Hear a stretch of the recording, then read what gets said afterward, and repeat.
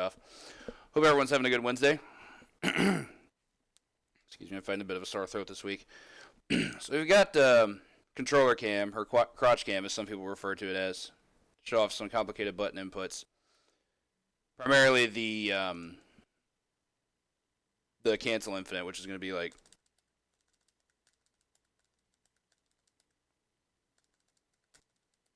What's up, Trojan?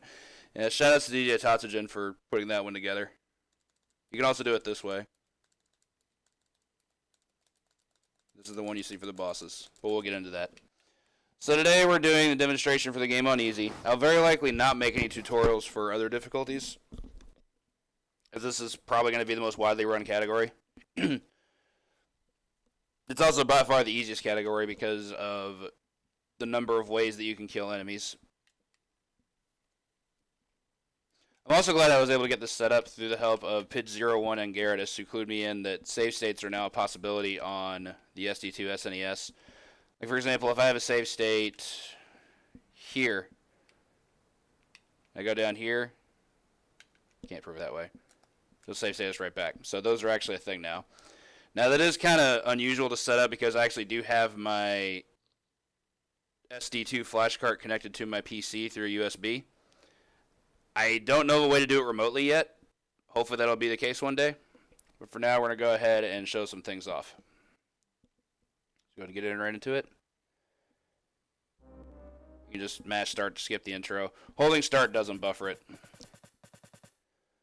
So to start, what I'm going to do is I'm going to go ahead and just create a save state right here. Go ahead and get familiar with some of the inputs you're going to be using. Your jab is going to be easily your most used input out of anything. I'll move on to some clowns here in a moment to show what kind of combat we're going to be utilizing. Another thing to be utilizing, switch. We're back. Now you can use the select button to switch between two gadgets, as I'll demonstrate here. You have your Batarang. These are incredibly powerful, especially on the easy difficulty. They stun enemies for a pretty decent amount of time, anywhere from 2 to 3 seconds. Gives you the opportunity to just walk in on them and hit them. They also have other applications against other enemies. Against bikers, for example, Batarangs just straight up blow them up. It's just a one-hit kill, so you want to make sure you're employing that. You have a block button, which can be used with either L or R. We'll also be making a lot of use of this for both offensive purposes as well as, of course, defensive purposes because you're blocking. For the other gadget, which you can, as I mentioned before, switch to by pressing select, it's the what's called the zip line, grappling hook, whatever you want to call it. It basically lets you be Spider-Man for a little bit.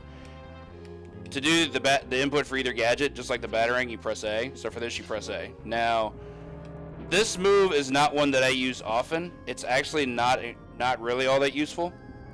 It takes off a little bit of health whenever you use it. I'll switch it back here. When it hits.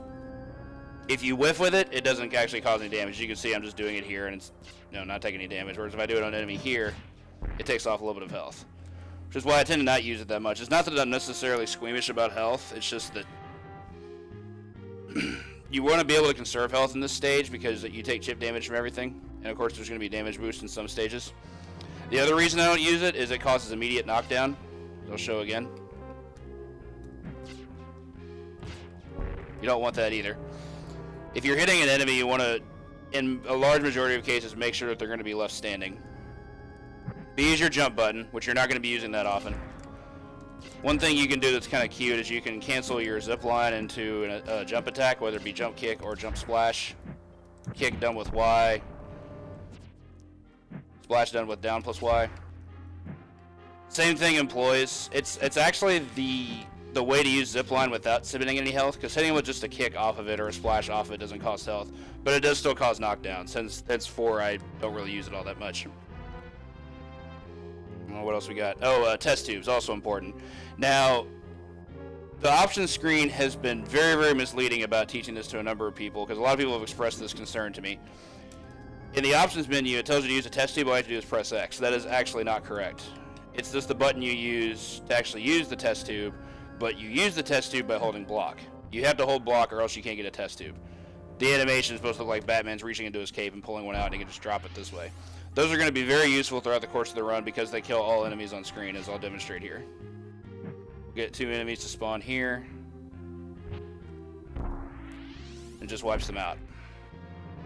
Now there is not a place I'm going to use it, of course, but I was just showing that as a demonstration of when you what capability it has and why you would use it. I believe that covers all of the major moves that we have. So let's go ahead and get into what we've got here. Even for a Konami beat 'em up, this doesn't have some of the standard inputs. Like there's no manual dash in this game. But Batman's only form movement is walk and of course zip line. So that's really about all you're getting for movement. So to start the game, as soon as I land, as you see there, we're gonna zip line. I actually don't intentionally hit that guy. I just do it to move forward. So that's gonna bring us to our first set of enemies. As soon as this first guy appears on the screen, you're gonna want to punch him. You don't want to use this combo. I'm just using this as an example. Go ahead and zip in here and show this off. Okay, so for this first guy, I'll go ahead and demonstrate the 3 capabilities that you have of being able to cancel your punch string. A full punch string looks like this. You're very rarely going to use that, and I don't recommend using it at all. It's really, really bad. The roundhouse kick is really slow. You can actually be hit out of it if there's other enemies around you, so that's also not good. It just has really slow startup. Medium damage. The damage is okay. And the fact that it causes knockdown really doesn't lend itself to much use. I will be using it a couple of times, and I'll show you when and why. But for this first guy, really all you need to do, just as soon as he comes in, make sure you can tag him. Now, for the first infinite, this is actually the first one I learned, and it's the one I always recommend learning first, is the one punch, which goes YR, YR, YR. Now, you need to make sure you keep rhythm with that, and I'll show how to do it here. I slipped past me. We'll do it again. First one there is a one punch, or two punch. It takes 7 hits to kill most enemies. Some it takes 8. I say just be consistent with it.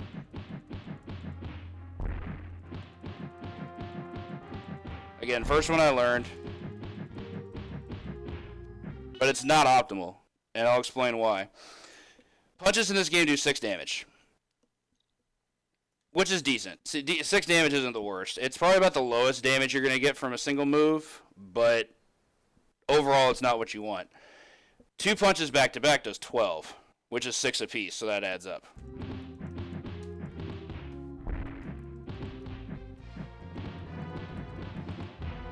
Now the reason I show off the 2-punch string is a number of people I've talked to that have tried to learn this run up to this point learned the 2-punch cancel first, and it seems to be overall the easiest one to land. I actually have a difficult time landing it now, but that's only because I've primarily used the other 2, so I don't use it as often.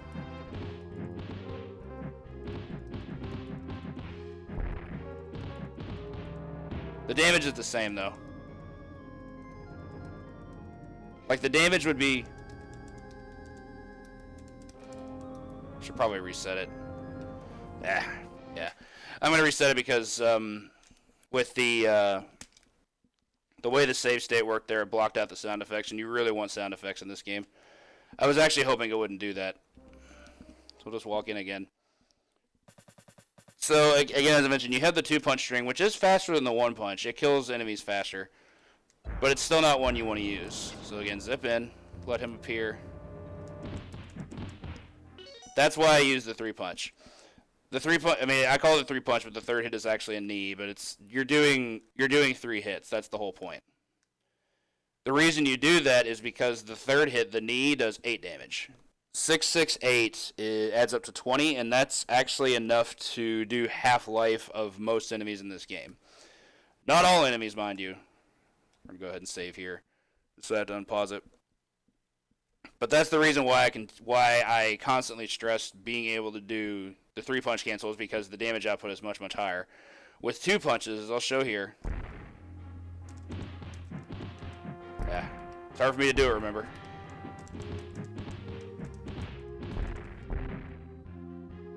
Weird it has this will still pause. Yeah, remember I can't do it that well anymore. So you can see there, that guy on the top, that's the one she's been watching for, takes 7 hits. If you're doing the 3-punch cancel, it takes 6 hits. So you're reducing the number of inputs you have to do and the amount of damage that you're outputting. By doing 7 hits at 6 apiece, you're doing 42, but at 6 hits at a cycle of 20 damage per 3 hits, you're getting a lot better damage output because most enemies in this game have around that 40 health bench. Some have like a little bit less, and that's actually one of the things that's most unusual about this game is enemy health. Is some have slightly less than 40, and it can be kind of random. And by random, I don't mean like enemies have fixed health based on certain segments. However, I'll use this purple clown here as a perfect example.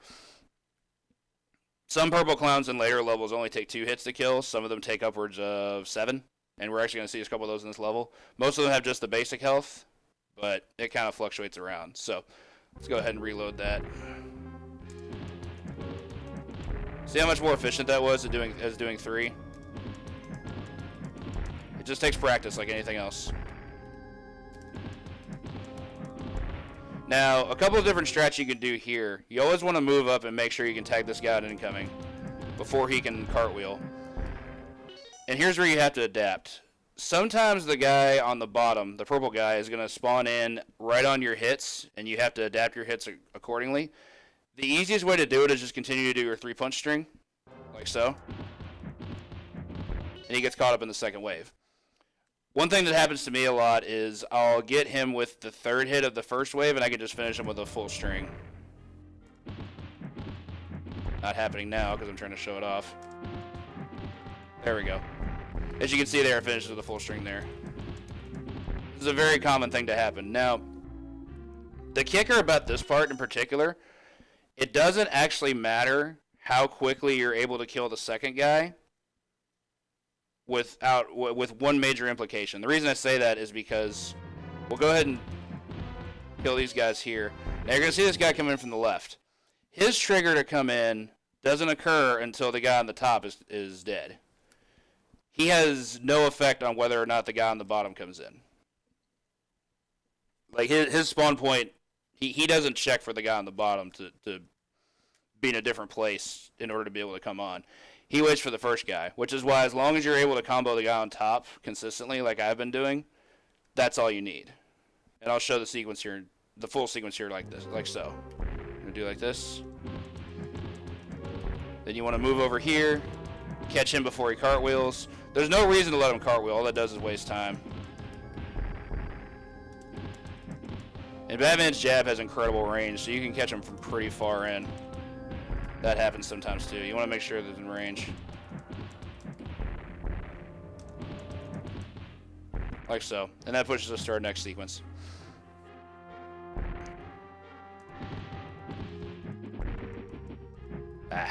Sometimes they do that. That's one of the bigger gaps in this game is enemy behavior RNG. The only thing that actually makes this game hard to me. From a speedrun perspective, it's a total game changer. How enemies behave is huge. Because sometimes they'll come in and they'll come right at you and be aggressive. Other times they want to be defensive and they just want to circle.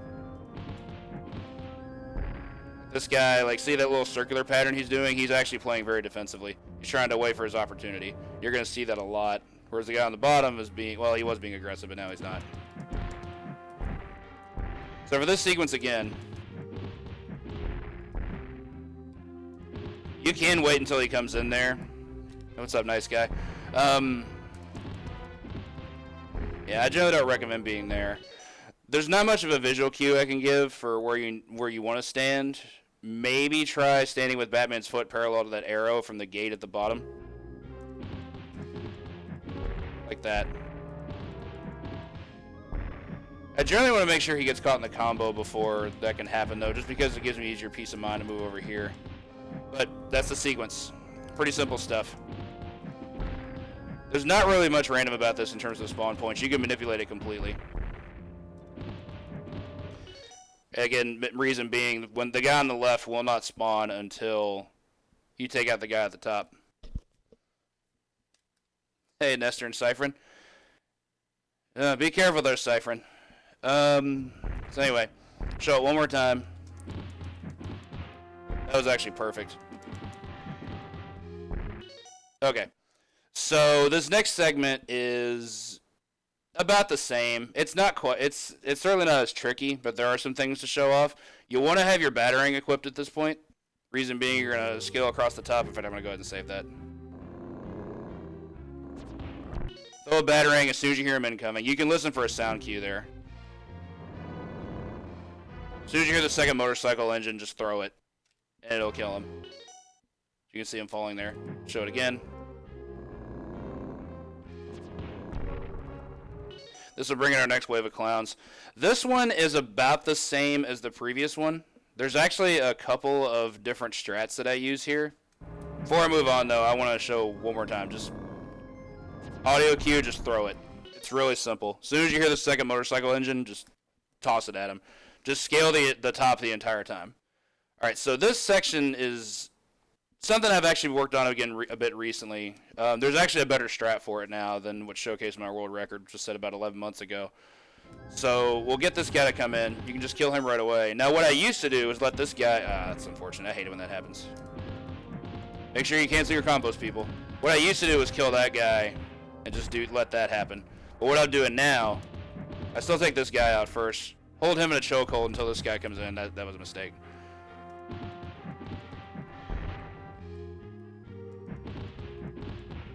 Then you can just take them both out. That reminds me, when the next enemy spawns, I'm actually going to use him as a guinea pig for showing off some other moves that you have, offensive stuff, grabs, such like that. Grabs are actually important to be able to utilize here too, but we haven't needed them until, well, actually we don't need them here, but I'll still show them off. Hold this guy. You can actually release a grab on an enemy by pressing R or L. Just press block. As soon as this guy comes in, I drop him, and then you can just kill them both. I actually think that might be faster than doing that. Oh, also important. For these yellow guys, when they spawn... Oh, sorry, I had the controller out of sync with the camera. When these guys spawn, they cartwheel, like so.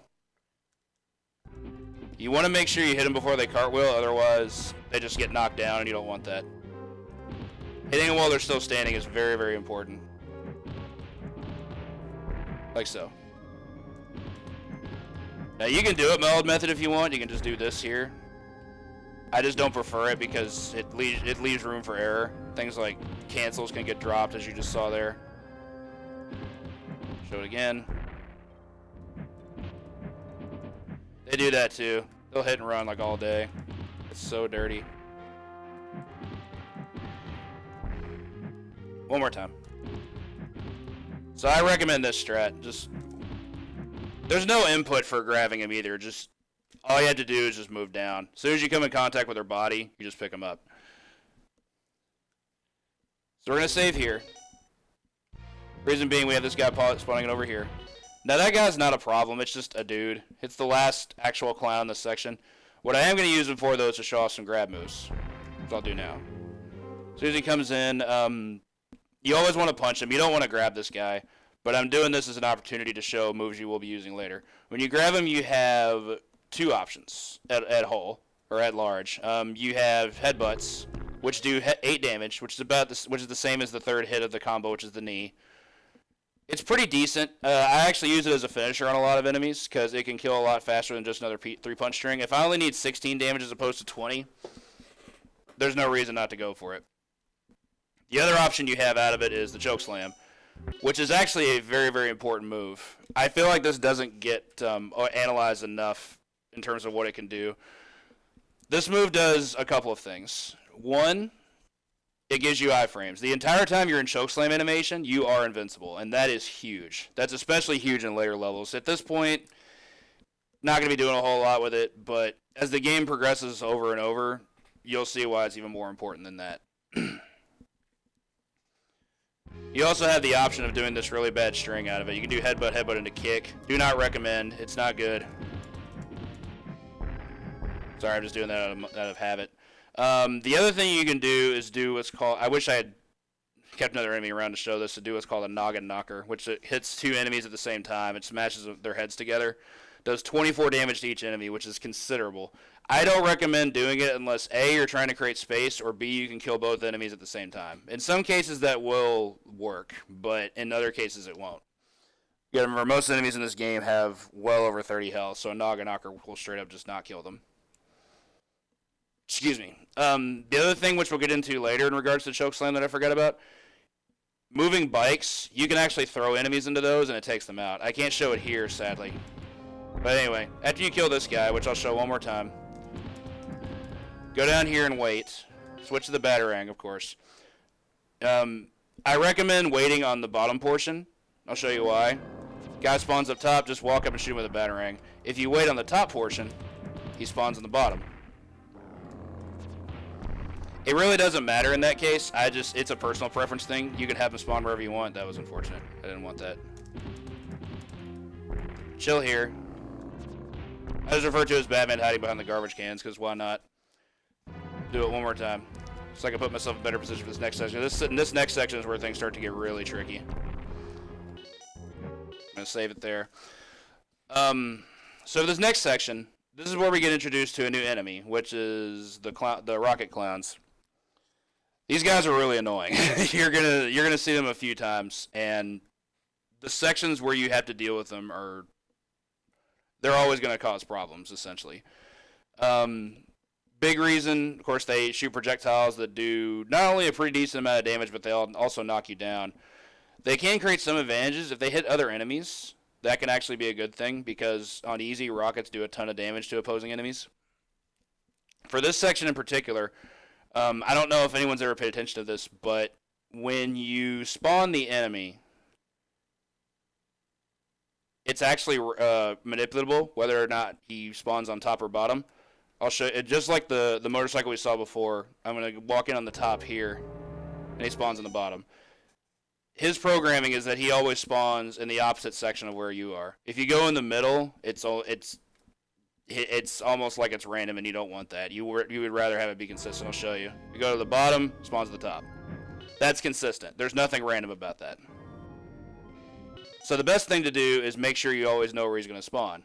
I prefer going on top, just because it's personal preference. I've tried both, and this one always yields the most consistent results. There's going to be a lot to talk through about this particular section, so bear with me. We're going to move in here. I just take him out singleton right away. These two purple clowns that spawn in from the left don't have a lot of health. In fact, I think they die in 3 hits. It's either like one 3-hit string or 2 headbutts. I did not mean to do that.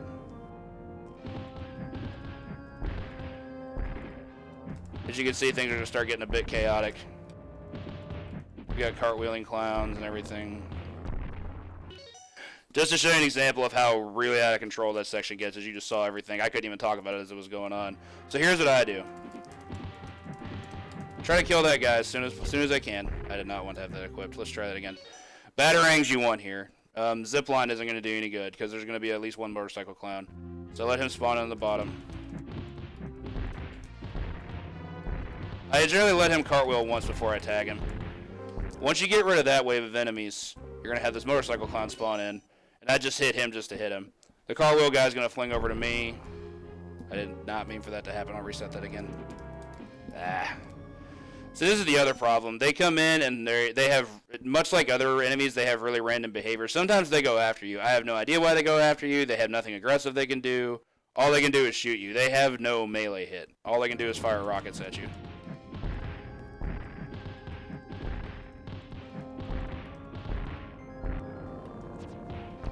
Just kind of got to go ham with your string.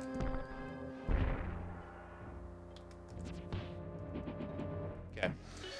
So you can see there's a lot going on there. I'll try to break it down as best I can, but this section's hard to explain. Again, mention could kill this guy, especially because a lot of what you're doing is just adapting to what the enemies are doing. You want these guys that come in to be aggressive. You want them to come towards you so you can just singleton combo them like this. That was unfortunate. Bad timing there.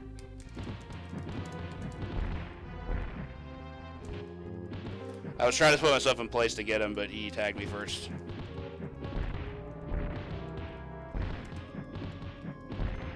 Luckily, these purple clowns all have really low health. That's actually a good thing. So let's finish off by that. There's actually 2 different strats you can do there at the end sequence when the other rocket clown comes in. That final rocket clown that appears despawns. You don't actually have to fight him. In fact, it's better not to, because fighting him actually takes time. Just let him get out of the screen. So what we're going to do here, I'll at least break this down by sequence as best I can. Kill that guy as soon as you come in.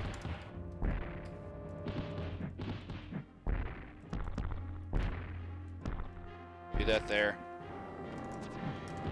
That's unfortunate. Really, I really wish there was a simpler way I could break this down, but this section is just all about adaptability.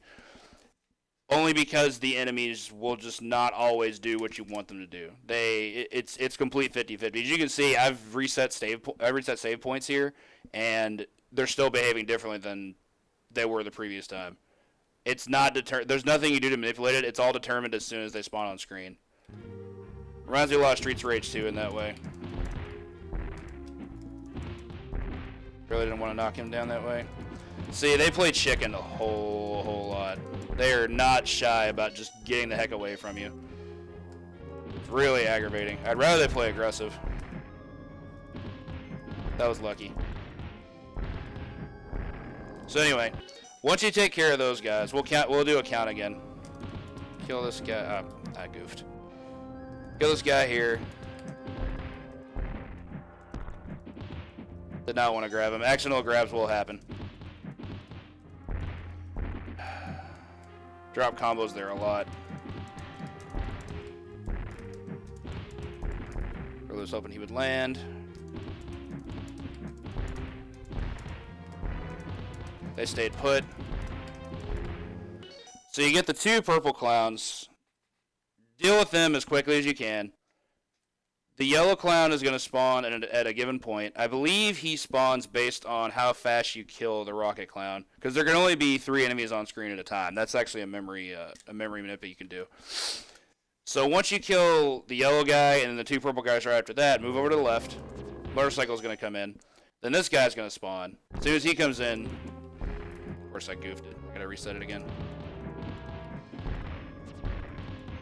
I tend to make a lot of use of battering there, just to prevent them from moving, as you can see. Hit this guy. Now what you're going to want to do is wait for this guy to land and then string cancel him, just like so. Reason being, it manipulates the green guy to appear earlier and fire 2 rockets to just kill the guy coming in from the left, and that's faster than going after him. Plus it gets you out of the way of rockets. I'll go through that sequence one last time to hopefully get one that looks a bit more ideal. Yeah, it definitely did not. I mean, that one was good, don't get me wrong, but... Forgetting to press R sometimes really sucks.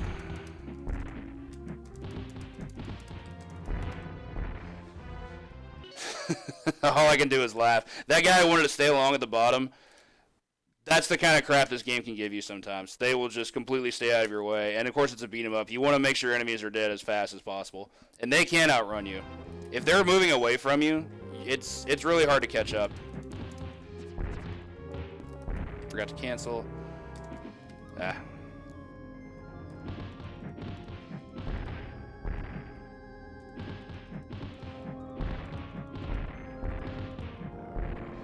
Okay. We're a little late on that. Sometimes if the sequence doesn't go as quickly, what's up, Conster? The sequence doesn't go as quickly as you would like.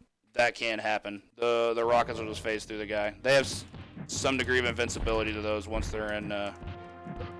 That'll happen too. Oh, it sucks. Of course. This really sucks. I really hate losing the sound cues. I'll go ahead and restart it here again.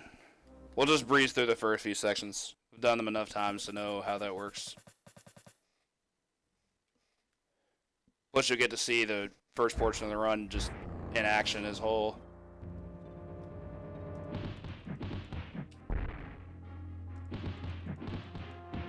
Kill that guy.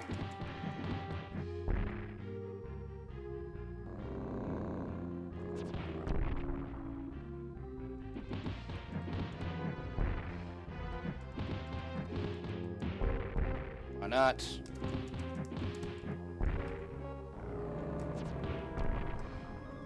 Okay, we'll save there.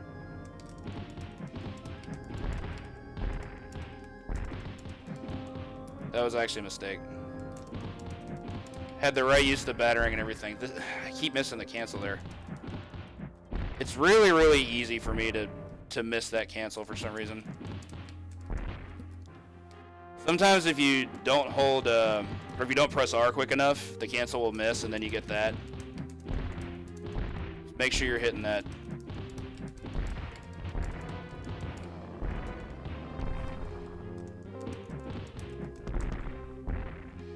Yeah, not happy with that. If that doesn't happen, you can just always go with a backup strat and just kill that guy. God, they love to circle. You don't want that to happen either, because that guy can cartwheel in and block that motorcycle. God, I hate it when they do that. When they move like all the way up top and they just get out of range of everything, punches, batarangs, you name it, like that. Like, what is that guy doing right now?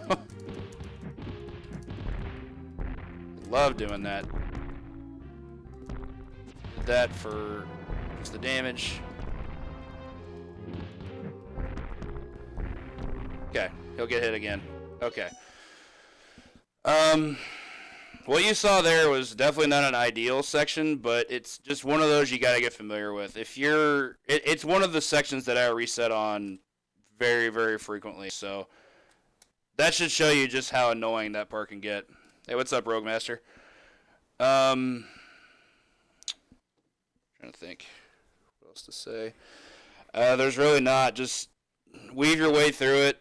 Utilize the moves as I showed there. You really need to make sure you can understand your move set going through that section, because what you're doing based on what they're is always determined by what they're doing, and just got to be careful with that.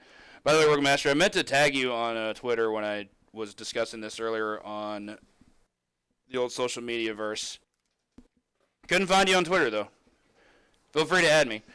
Okay, so next section. This section's also very tricky. In fact, I'm probably going to do it wrong many, many times. Thanks, Gundam. There's no marathon coming up, so I don't know what you're referring to. I'm just only creating this as a tutorial because people wanted to learn this game. All right, so here we have a section of just more beats. We're going to go ahead and let this guy despawn, move on. First guy attack coming in. Yeah, this section's really tough. First two guys are free. Now, this guy's pretty tough. You want to make sure you grab him as he's right after he cartwheels for the first time. And when you drop him... Oh, GG. I'm sorry. I misheard that was GL. Yeah, thanks. This actually was a very good run. I only wish it had been clipped properly. That's neither here nor there. So I'll show it again. These first two guys, really easy stuff. Just punch cancel them to death. This guy's going to come in, grab him. You want to grab release him right here in the middle. Reason being, you're going to have two rocket guys spawn. As you can see, one there at the top. They both despawn, so you don't have to worry about them. Of course, I get the movement properly and drop the combo. Go figure. I would swear to Mama and Tombstone I canceled that.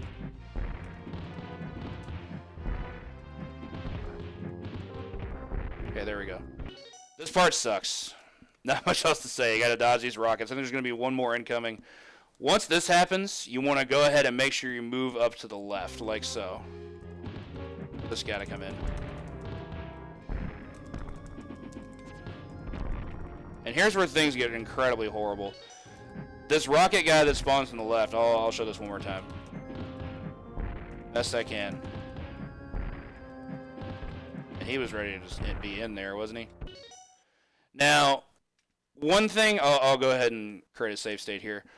One thing that's important to note about the rocket guys, the number of rockets they shoot is not random, but it's also not always predetermined. You can manipulate them to fire more by basically just being in a certain proximity of being in their way. They don't normally fire more than two, but if you're close enough to them, like I have this guy here, he's going to fire a third one. It's going to bypass me, which is fine. Just let that guy get hit for the fun. By letting that rocket come in from the left, once it gets past me, if I move down, the clown's going to generally move down with me, and then he gets hit. So anyway, you want to be in the top left here, right here. Let this guy spawn in. And here's where things get really bad, although I got really, really lucky there.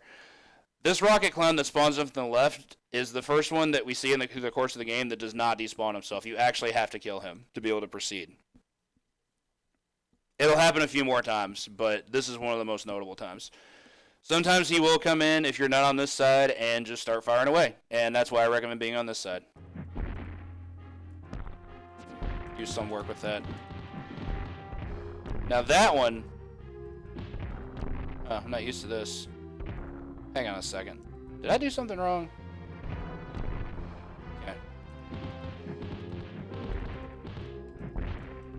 That was unfortunate. One thing to note when enemies punch you, if an enemy makes contact with you, see, he punched me there, do not press a button. I cannot emphasize that enough. Absolutely 100%. Put it in your will. Do not press a button. With one exception. You can block. I highly recommend blocking if you get touched.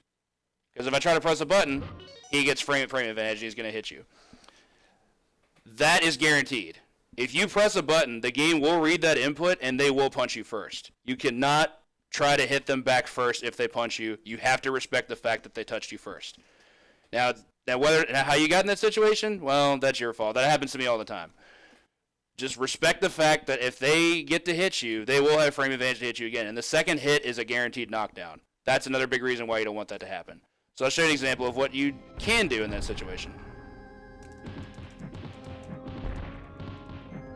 See, he hit me. I'm holding block. Now he tried to connect with me. I take chip damage, which is whatever. But now I have frame advantage. I let go too early. Their punches are very active, you see. I didn't let him hit me. Sometimes that guy goes down there. I really wish the game would just let me explain this. Hold block. Generally, I'll hold block if they're about to touch me. As you saw there, I was able to finally show that off. He touched me, I blocked, and then I got to hit him back first. That's also consistent. If you block their second hit, which they'll almost always go for, especially on this difficulty, you just get to hit them right away, and then you can kill them, and that's great. So, for this sequence, ideally we want that guy, the rocket guy right there, to move up, but that's, as I can determine, that's also random. I've never been able to get him to consistently move up where I want him to be. Although I'm willing to try this. Yeah, he moved up that time. Gonna have another yellow guy spawn in from here. Got to take him out there. That's ideal too. If he gets tagged by the rocket guy incoming, which you can manipulate, it's kind of tight. Move in the way of when he could fire a second rocket and then get out of the way, and then it'll just kill him. So we're gonna have one last guy come in here. That's a very, very common sequence for a lot of portions of this game. Whenever you're ready to move on to the next sequence, there's almost always going to be one more yellow guy that just pops in. Happens a couple times here. It's going to happen a lot in the later stages. But we'll get to that. Anyway, we'll run through that sequence one more time, because it bears repeating. Now remember, I'm just adapting here. This isn't going to be consistent at all. Oh, that did look really good, so I'll go ahead and save state it here. So, I don't believe I was doing this particular strat a year ago, but I'll show it off here. What you want to do is grab this fire clown, headbutt him twice, and then throw him into the window. You can do that by holding up and pressing Y. Show it again. You want to be as far to the right of the screen as you can before you do it. Throw him. Reason being, it kills him. It's also really fast. I think it's faster to kill him that way with a choke slam by like a few frames. Like so. Plus it sounds cool, so swag. One more time. Reason I'm showing this again is because this takes us right into our next sequence. Ah, that was a dirtle. My bad. Grab this guy again, swing. Now what I do here is grab this guy. I only do that as a buffer because I just don't want him doing anything. Like, why let him try to punch me? So what you want to do here is you want to wait a certain amount of frames. It's like a second and a half for the other two guys to spawn on screen, and this is where I'm going to make use of my first test tube. Reason being, these guys all have a pretty good amount of health, and they're really well spaced out. Plus, we've got the test tube, so we might as well use them. We're going to have these two guys come in, hold right before they come in, grab the first one, grab the second one, noggin knocker, kills them both. They have really low health. Show that again one more time, the whole sequence. So you move in, grab this guy, 2 headbutts, throw him, grab this guy, let the other 2 guys spawn, drop a test tube, hold right, grab this guy, hit that guy, and then finish that guy with a batarang into a combo of choice. That doesn't end the sequence, but it's certainly the hardest part of the sequence. So I'll show it one more time. Grab, hit, throw. Sometimes that'll connect with him as well for value, but you don't need to have it happen. The test tube takes care of everything you need to. That was dumb. I thought I had switched over to batarangs. Hold this guy. Grab this. Okay, that'll end that sequence. But there's 2 more enemies before we can move on. The first one is going to be another yellow guy that cartwheels in. Finish him off with the usual. This last one's a bit trickier. There's going to be 1 more purple clown that spawns after this guy that has more health than the guy I just killed. You can't kill him in 2 combos. He has... It's going to be around... I don't actually know how much health he has. It's definitely more than 40, so you can't kill him in 2. I'll show you. So he's still got some health left. He's probably got about 50 health. So what I do, I'll show the whole sequence again. Grab this guy again. What's up, Leo? And now that's all out of the way. There are 2 different things you can do on this guy. I'll go ahead and save it here. He comes in. One thing you can do is do a combo here, cancel, do a full combo, and that kills him. I prefer to not do it that way. What I prefer to do a combo, grab him, 2 headbutts, then throw him into the window. For a few reasons. 1, it's swag, because you get to break a window, so that's cool. 2, the bigger reason, you don't have to worry about canceling. Grabbing the guy actually cancels it itself, and you can just finish from there. 2 headbutts, then a throw, and you're good. Plus, it means you don't have to do the really slow and overly long additional combo that has the roundhouse. I think it's faster. I haven't messed too much with it to determine if it's faster, but it definitely feels like it's faster. Alright, so last sequence of the stage. This one's also a bit finicky. In fact, I'm going to do this again to make sure I'm closer to the right side. Do it the correct way. Like so. We're going to move over here to the right side. Now, there are a few specific things you need to make sure that you do in this section. First one is, I don't know if there's a visual cue for this. Okay, we'll use Gotham as a visual cue. Make sure you have your zipline equipped. You can press select to do that, of course. Once you're at the vantage point where it says Gotham, which I guess you need to be a little bit past it, that's my bad. A little bit past it. Now, there's a very key reason why we do that. You saw there we knocked over, I'm actually going to check it. I think it's a mailbox that you knock over. So here's why we do that. If you notice, when we come into the scene, if we don't touch the mailbox, we get 2 enemies that spawn. Once we kill the mailbox, that spawns a 3rd enemy. That's a memory limitation. You want to make sure that that mailbox is out of the way so all 3 enemies can be on screen at the same time, because we're going to do a test tube. Alright, let's show this off. I generally carry this guy back over here because he's always going to be in my way. Plus, if I'm carrying him, he can't hit me. If you carry him, that's great. If not, just make sure you don't get knocked down by him.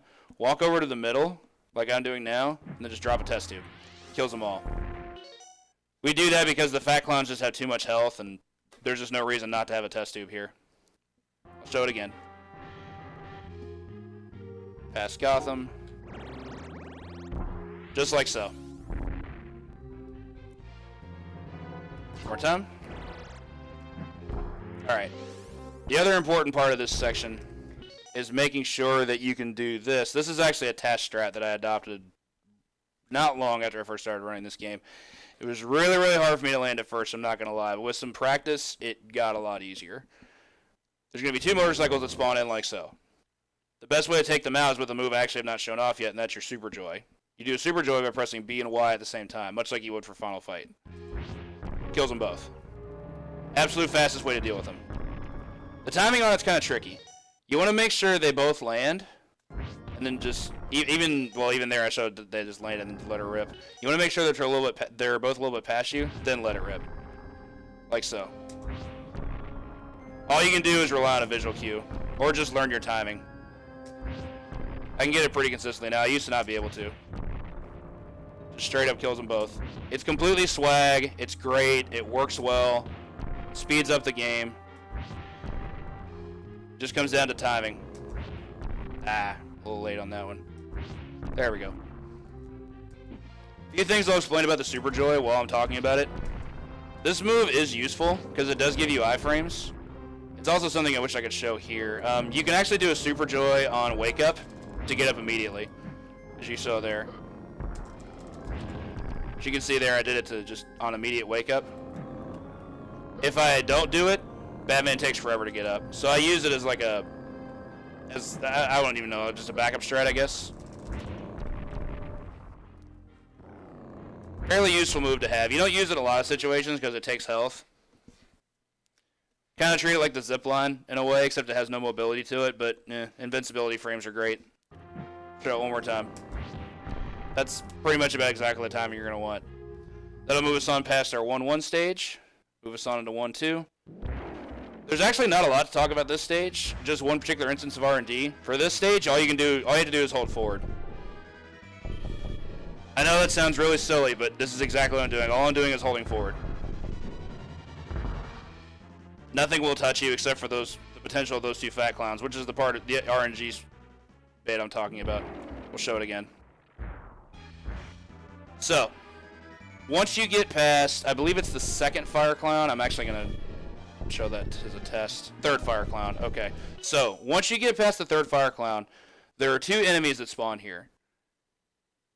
Either one can be one of two different enemies. You have a purple clown, or you have a green clown. Green clowns are fat.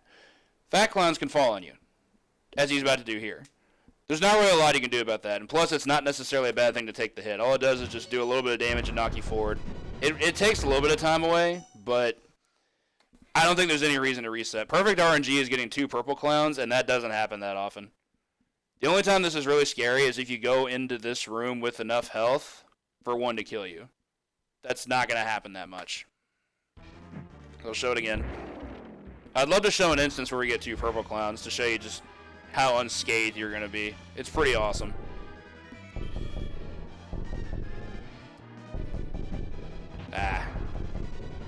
Anyway, yeah, just hold right. Very simple stuff. In fact, I'll show it off one more time. I love how that cuts the music. I only wish I had known this was this easy when I was playing this game when I was, 10 or so. Alright, so I'm not going to hold out for two purple clowns here. It's the biggest time save, but it costs you, a few frames or whatever. We'll pause right here on the boss fight. Save, sorry. Now, a couple of things to know about this boss fight. I'm actually going to go ahead and pause it. This is actually a side-scroller stage. Those occur a few times throughout the course of the game. The reason they're important to talk about is because the game completely changes once you're in a side-scrolling stage as opposed to a beat-em-up stage like we just experienced previously. In a stage like this, you can only go from left to right. You also have a couple of additional options. For one, you have your grappling hook, which you can use to cling to walls like so, which allows you to do like Bonnet Commando type stuff. It has to grab a wall, though. That's important. You can't just grab thin air with it. I'll get to the fight here in just a moment. The other thing is, offensively, the only option you have is to hit him with batarangs. Kind of got to treat it like NES Batman like that. Just can't punch anything any longer. You do also still have the option of test tubing, which I'll show here. And we have one test tube left here, which we're going to use to pretty good effect. So anyway, for the start of the boss fight, this is actually very specific to this scene. What's up, Morg? For the opening of this fight in particular, this is exclusive to this fight. You can do a move that was utilized in the movie, which I think is great that they put in this game, just for, flavor. At the start of the fight, hold forward, press A, and then press A again. And that brings the wall into the back of his head. That's a really, really good thing to do because it does a lot of damage. That does 64 damage to him. That cuts off a very large portion of the fight. So make sure you do that every single time. Again, it's simple. Forward A, A. I'll even show it again.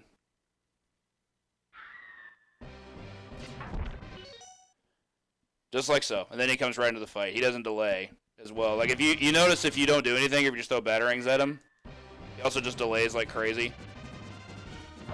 Like, he's invincible the entire time. Whereas you can just open with this first.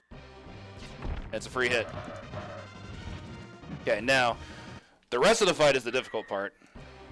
So we're going to throw that into him. From here, the breakdown goes like this. In terms of the amount of damage you have to do, you have to hit him with 15 batarangs before you can hit him. You can go into a test tube sequence, and then that'll kill him. Ideally, you want to make sure he hits you you hit him 4 times before he does his first jump. What I do is I duck. So we got 4 there. When he jumps, what I usually do is duck. Sometimes that'll let him touch you. Sometimes you get to go over him like that. So I'll show you what a full final sequence looks like.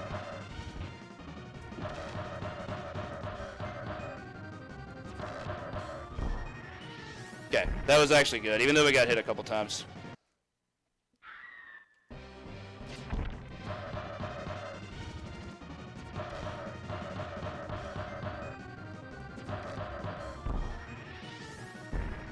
So on average, I can get...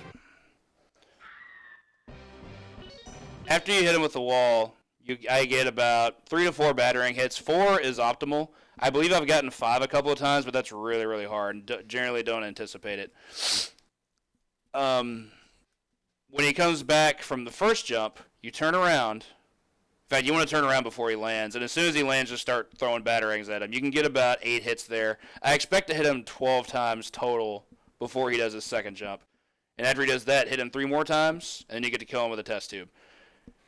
Now, on a great run, occasionally I've been able to get, 13 hits before the second jump, which requires either 5 and then 8 or 4 and then 9. Those are both possible. They're just really, really hard to do, and I don't think you need to be able to do them to remain consistent. You lose a little bit of time, but again, the game's finicky that way. So, once you hit him the 15th time, I should say, I recommend counting that out, by the way. Like, try counting it out in your head. That's what I do. Again, rhythm. Once you hit him the 15th time, drop the test tube and he's gone. Got a little mash happy there. 12, 13, 14, 15, and now he's gone. I'll show it one more time to see if I can get a full one.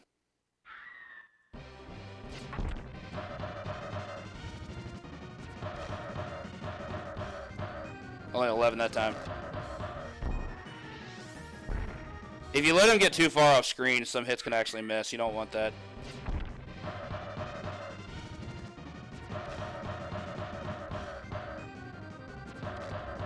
Okay, that was good. I can continue on that. You want to make sure you walk to the right to initiate the final cutscene. If you don't, Batman has to walk up before it initiates. So just move to the right. As soon as he stops moving, stage is over.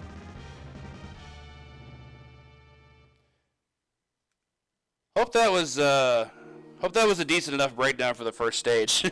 I know there's a lot of things that I feel like there's a lot of things I feel like I wasn't able to explain properly, but a lot of that's really just on the game. This game gets really crazy really quickly sometimes. So this will bring us to stage 2, which I think I'm actually going to check my splits on this. I believe is the longest stage in the game. If it's not, stage 7 definitely is. Splits are turned off. That's good. Yeah, this is most certainly the longest stage in the game. It has 3 sequences, and they all are fairly lengthy. So there's a lot to be able to remember through this stage. For the first part of the stage, we're going to be dealing with some RNG, of course. As soon as you start the stage, I highly recommend equipping the zipline, because what I do is move right in, grab that, grab the test tube. You will need that. You get a total of 5 test tubes in this stage.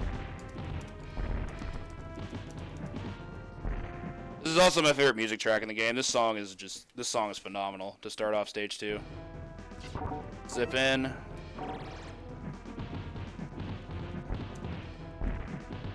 You can see a lot of random behavior there. That guy wanted to get away from me so bad. The sequence here is you'll have one enemy spawn in from the left.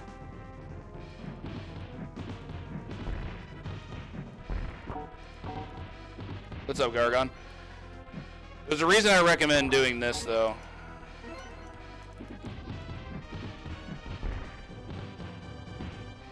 Anyway, this part's very, very crazy to explain. So you have a guy spawn in from the top left. Ideally, you want us to do the zip line just far to the left enough to be able to kick that open and drop a test tube. That's the only item there. It's not random, by the way. In a perfect world, you can actually kill all three guys at the top before the guy spawns in from the right at the bottom. That doesn't happen often. I think that's happened to me twice. Don't anticipate it. What I do, though, equip this, drop in.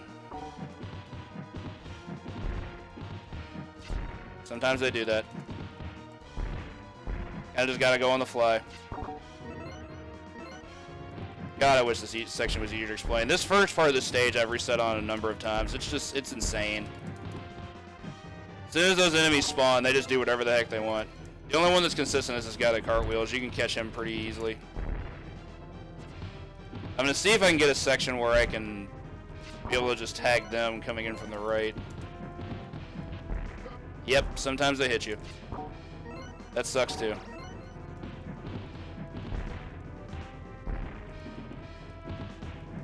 Also, as you saw there, I'll show here with the trash cans, if you don't blow these up, you actually have to only fight 2 enemies right at first, and you want to make sure they're all spawned. That's another reason why I recommend doing this.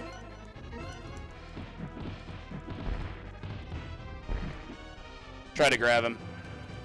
Novel thought, and I probably should have had him. That's not what I wanted.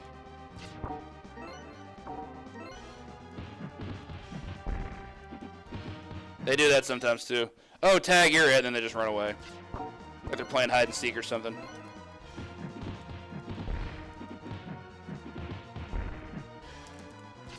Alternatively, just actually remember this. What you can do is, as soon as you kill this guy, you don't want that.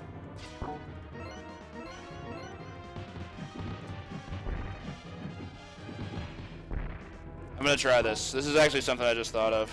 Once you kill this guy, come into the bottom right. That's actually not that bad. I may start using that. Let this guy spawn though. If you don't stay in the top left, he doesn't spawn actually. Looks like. Yeah, you want to be all the way in the bottom right to make sure they can hit that guy. Timing there is crucial. What I'm trying to do is make it to where that guy spawns right into my fists. You'd think you could do it from the left side, but that just means the other guy up top is going to get to hit you. Not ideal at all. Timing of hitting him is also really difficult because he might cartwheel and get away.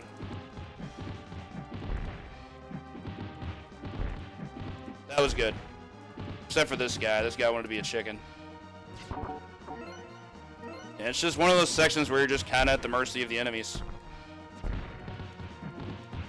That was a decent backup strat as far as grouping goes. Too bad I dropped that combo. Again, it's just, I wish there was more to explain, but it's really just a section about adaptability. Just utilize the movement that I'm showing you and hope for the best. I'm going to move on from here in just a moment, but this section is just nuts.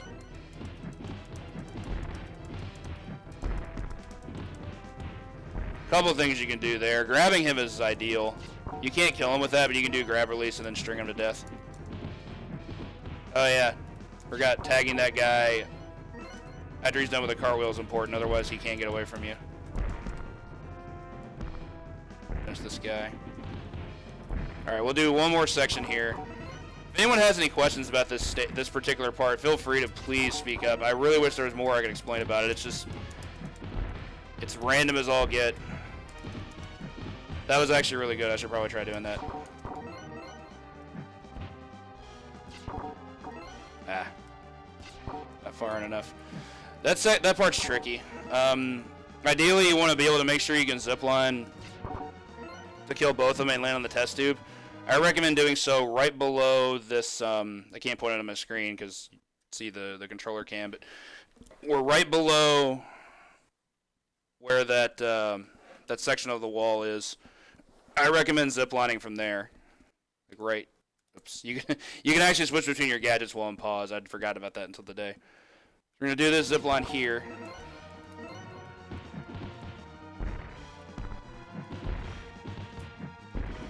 As you can see, enemy behavior RNG is the best.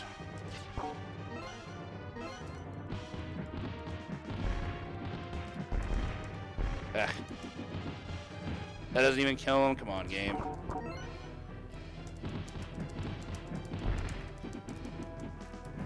What I'm also trying to do is make it to where that guy on the right doesn't spawn in right away. It feels like there's a way to manipulate that I'm just now discovering. Ah. Hitting him early out of cartwheel is annoying. Yep, got comboed. Remember what I said earlier about don't press the buttons if you get hit? That's exactly what happened there. This section is such anarchy. And it's just the first part of the stage.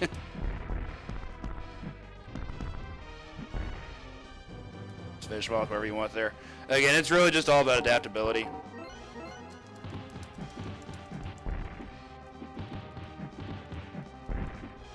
Didn't catch him there. There's going to be a lot of times you don't catch that guy, even if you really want to. Sometimes the game just determines that you're just not going to be able to let that happen.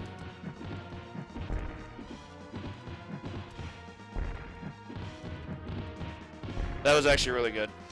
I'll show one more to see if I can get something different just to show off, but I'm going to go ahead and move on from here. Remember, adaptability is key. That was actually great. Okay, we'll save there. I recommend switching to the Batarang here. In fact, I'll go ahead and do that now. This section's a bit more straightforward, and there's actually a pretty consistent strat that I have for it. So the first thing you're going to notice is you're going to see a new enemy. From the right side, a clown's going to spawn in that can throw bowling pins at you. They're kind of annoying to deal with. They're just projectiles. You can make them, small casual pro tip, you can actually make them drop them by bataranging them. Like so. What's up, Moist Tortilla? If you do that, he just turned into a standard clown. Loses all his pins. So we'll go ahead and do this here. What I do is just recommend comboing him here. We'll grab this guy, bring him over here for that spawn. Just free enemy grouping. Then you get to kill this guy. See how much easier, less complex that was in the previous screen? That's how this game works. Very consistent strat here. All you have to make sure is make sure that this purple guy doesn't punch you. Then everything can go awry. Show it one more time for lulz. Again, very, very simple. Kill him, grab this guy, bring him over here, drop him as soon as you see the yellow guy. Or time it out with him coming in. Very easy stuff. And that'll spawn the last guy. You can kill him and move on. Won't go into much else here, I'll just show it one more time. This section's very, very simple.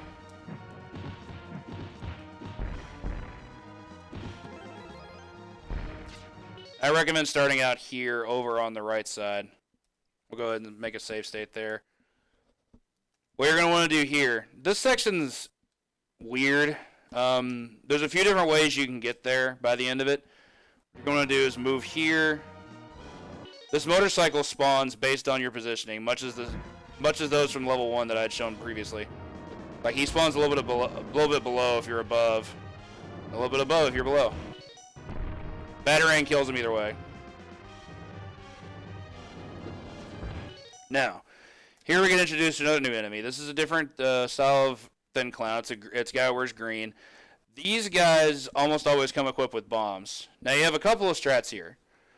Well, actually, before I do get to that, one thing I should note about bombs. Bombs have a couple of different properties. One, you can actually press Y to pick them up, which I actually don't think a lot of people knew. You can just walk over and press Y to pick one up like it's an item in a beat 'em up, and then just throw it like so. You can also cause it to, I'll show this here, you can also get rid of it, which does do damage to you, by pressing block. It just completely negates the bomb. It just gets it off screen. That can be useful on some occasions, but I'm actually not going to be using it that much. We'll reload here. Another thing you can do, and this is my favorite thing to do, pick the bomb up and just give it back to the guy. He wanders around, he looks around, wondering what the heck's going on. Not only does it take half his life, it kills the guy that's incoming. This is the strat you're going to see me go for the most often. I don't necessarily know if it's the fastest, it's definitely the swaggiest. But the fact that it does kill a guy is great. He's also going to be joined by a friend of his. Take them out. Now the other option is just fight him barehand, just fight him standard. One consistent thing about those green clowns is that they all have the same health. You can't kill them in 2 combos. They have over 40 health. You can kill them like so. One thing I like to do sometimes is grab him, kill those 2. I'll be honest, I actually haven't determined which way is the fastest, but those are all pretty well put together. I didn't know you could hit the bomb by mistake. That's a new one. This guy comes in. In fact, I think this way, not using the bomb might actually be faster. Because as hilarious as it looks to give him the bomb back, and it's the one I always use in marathon just because of how funny it is.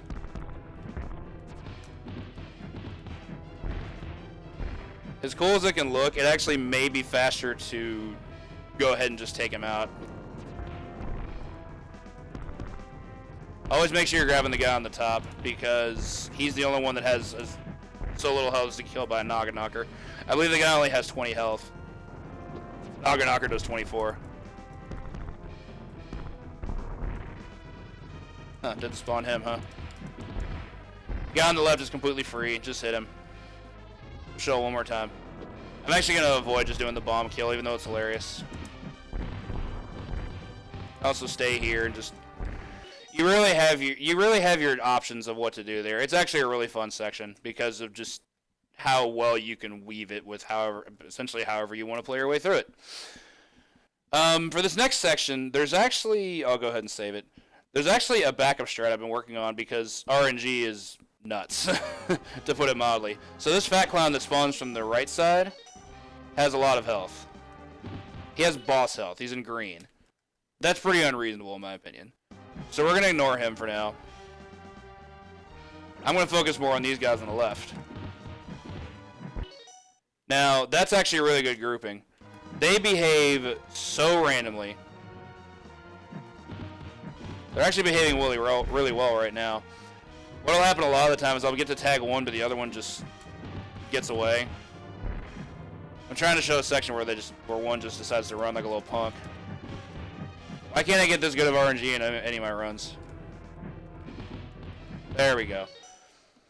Okay, so this is my backup strat. You'll use this on occasion. You might actually use it more often than you would what you want to use, so it could just be the actual strat.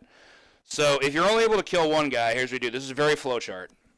If you're only able to kill one guy with your combo string, what you want to do is walk him and grab the other guy, let 2 more enemies spawn, one of which is going to be the fat clown, and then just drop your test tube. We do that just because the fat clown just has entirely too much health. Like, there's just no reason to fight him when you can just drop this and just deal with him. Because it kills all non-boss enemies in one hit. So if you do that, you're going to have 3 enemies spawn at the same time. 2 of which are cartwheel clowns that come in here from the left, and you can tag them both simultaneously. Like so. And then you can just let this guy come up to you. You're going to have one more guy come up here. I'll run through that again, just to see what we can get, 1 or 2. Okay, so if you kill 2 enemies at a time, what I do instead is this. Grab this guy, wait for the cartwheel guy to spawn, then drop the test tube instead. Now you only get 2 of them, 1 on each side. Let this guy come to me, finish here. At the end of the day, you get the same result no matter what happens, but it just all comes down to how many enemies you're able to kill here. Killing 2 seems to be the most consistent. Finish him off from here.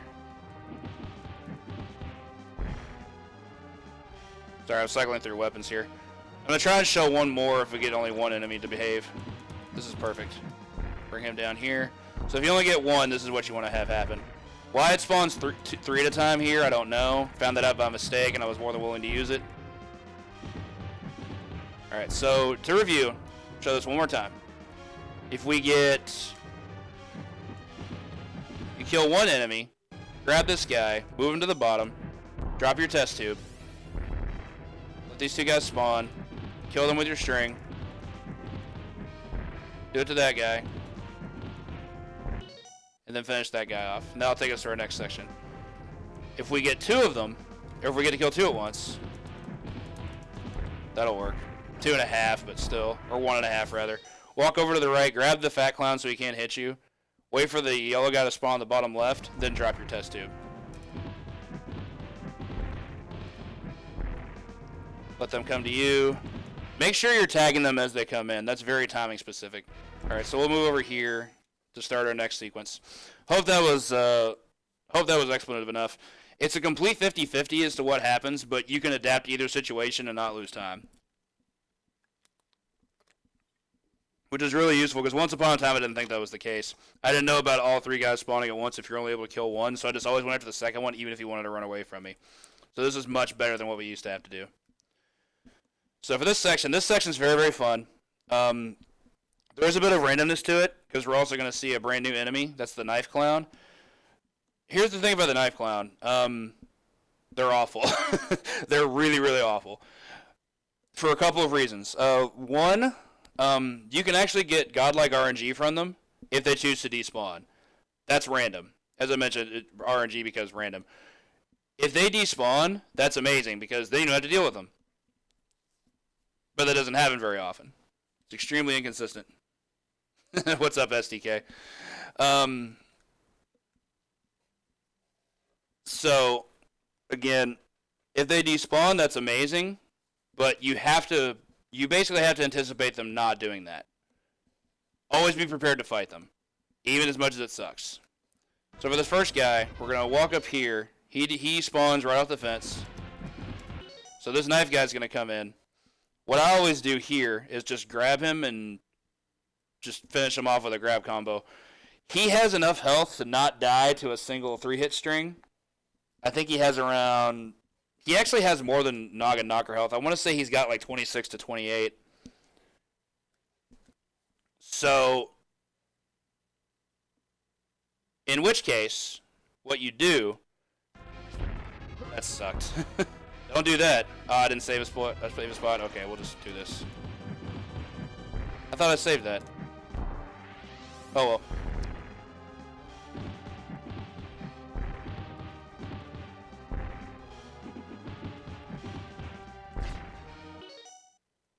Oh. Okay. Kill this guy right away. What I do is grab him, do 2 headbutts, and then throw him into the fence. It's a swag strat because it sounds amazing. Like, listen to that sound effect. I'll just do it again just so I can hear it again. So satisfying. So we'll see more enemies come in, but I'll start over again. I'm going to see if I can get a strat to where they'll show that guy despawning, which again is not common. He's not going to despawn here. He's going to do whatever the heck he wants. Oh, he's going to despawn. Okay. I still think it's faster just to kill him in that particular case. There's a second one. He can also despawn faster to where that's not the case. But I tend to just grab him and just do this.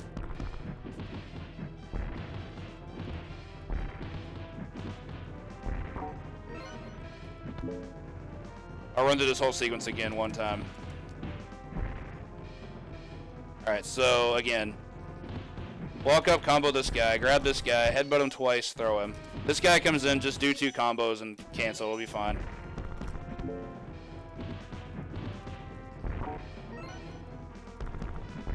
Also very important to make sure you bust open those trash cans because one of them has a test tube.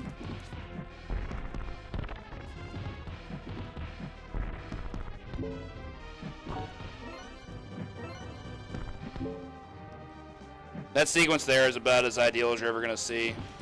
Without seeing any despawns, that is. I didn't headbutt him enough times. Definitely make sure you do that. Not getting my inputs here. Come on, game.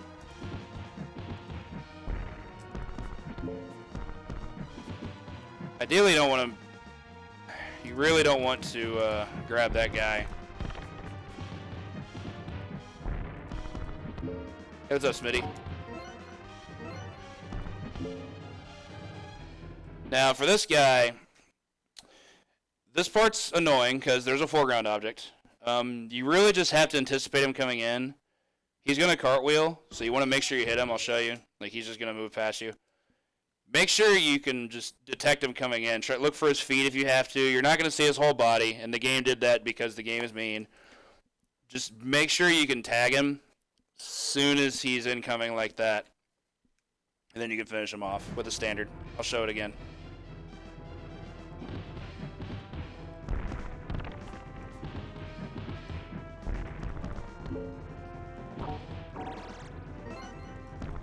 Now that whole sequence right there is actually really good because once you're on the right side of the screen, the enemies are going to spawn in a way that you can just take care of them one by one, as you just saw there. Let this guy come in. Another thing you can do is just mash jab when he's incoming like that, and it'll most likely tag him. I'm going to try this one more time here. We're just going to run through the whole sequence just to finish it off. That was not what I wanted to do.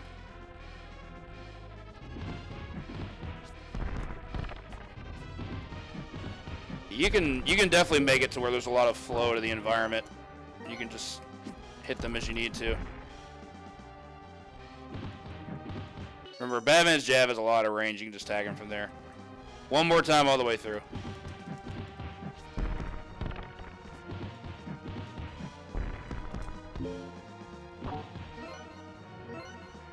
Oops. That's actually fine. Actually, I'm going to show it one more time just to get optimal speed. Throwing them up is faster than throwing them down.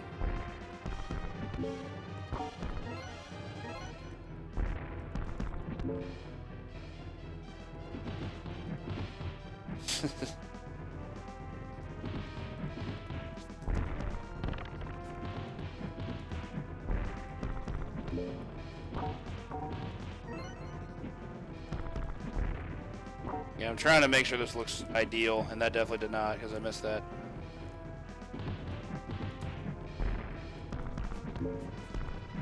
Nope.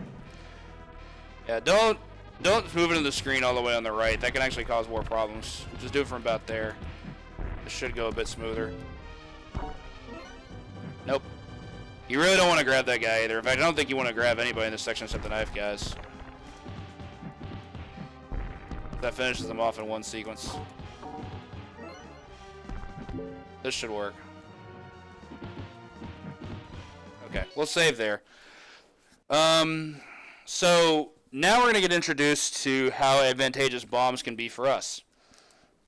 This, in my experience, only really works on the easier difficulties, but I abuse it a lot. For example, here we have this bomb guy here.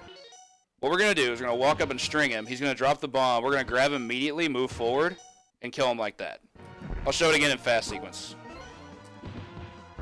Like so. It's actually really easy to do. Walk up, hit him 3 times, walk forward, grab him, and it pushes him over into the bomb. It's an instant kill. It's very, very useful. It's one of the primary reasons I prefer running this game on easy. You just get to finish enemies off so quickly this way.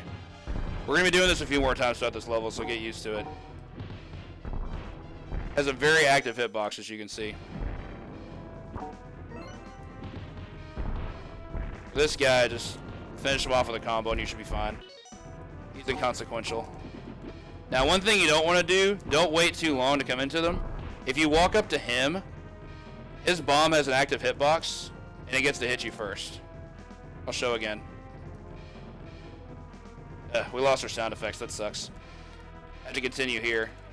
Walk forward.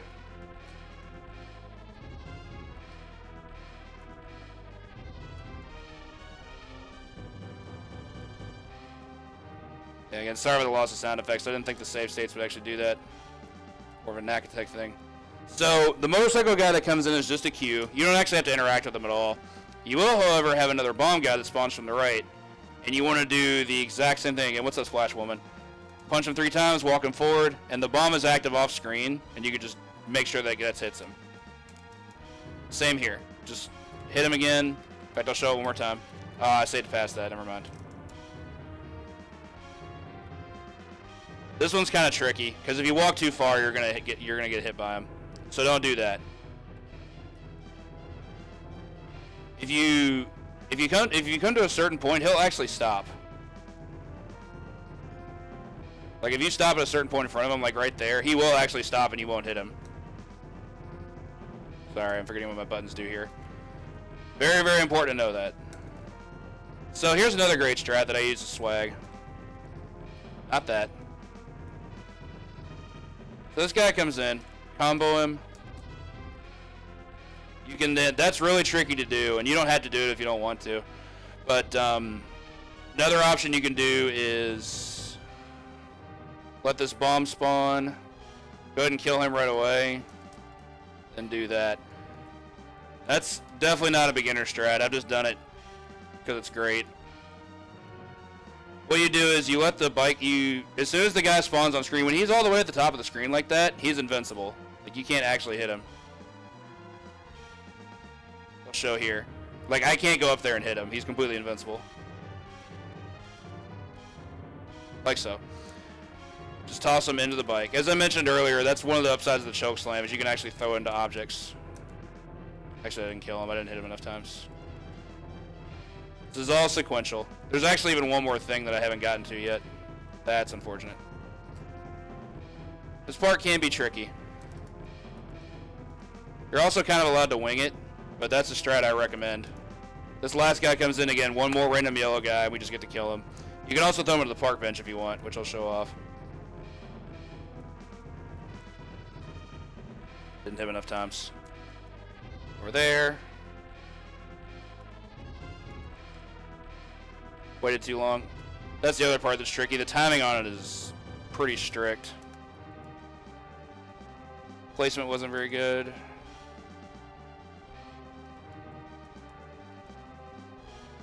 Okay, so we'll save here.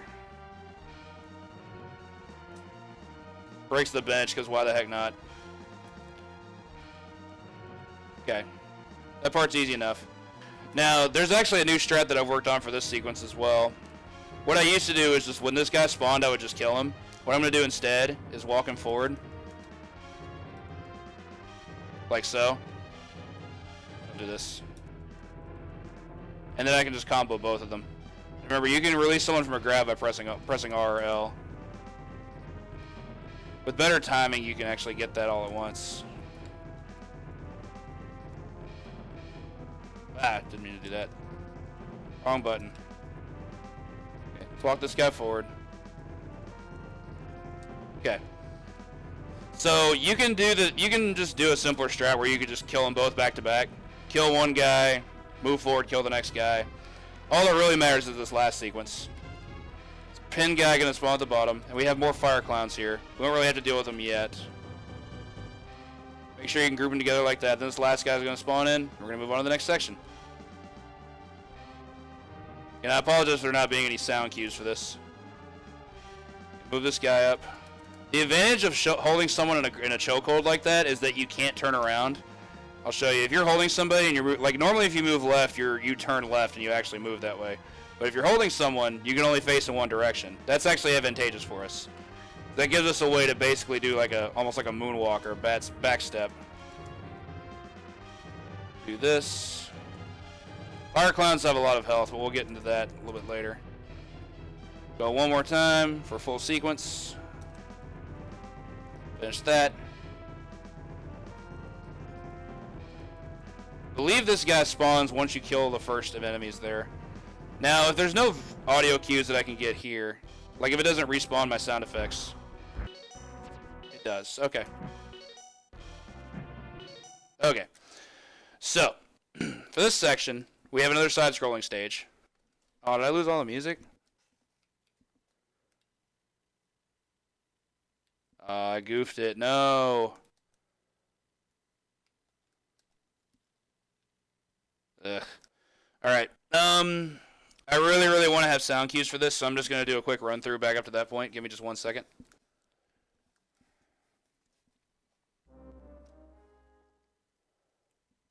What's up, Uncle Kev? Ooh, starting to get warm in here. You guys can use this as a review up to this point if you want. Unfortunately, there's no level select in this game, or else I'll just be using that. The way to get extra lives and continues, but no level select. Hopefully this will be decent enough looking.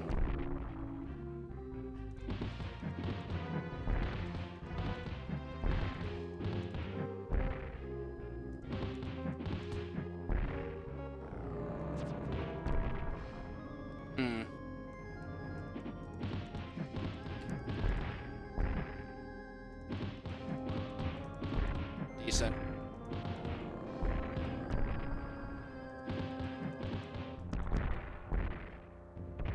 Yeah, that's not what we wanted. That's okay, though.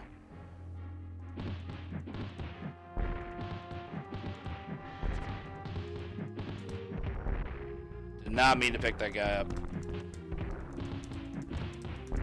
You can see how terribly that turned out. This would be a reset already, especially with these execution drops. A lot of adaptability here, remember. This section's pretty easy.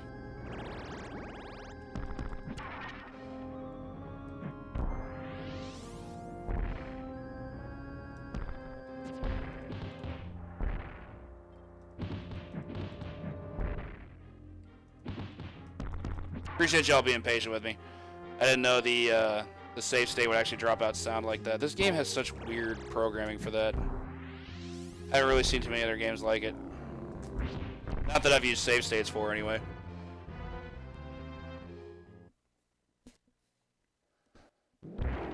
Okay. I'm gonna move on from here.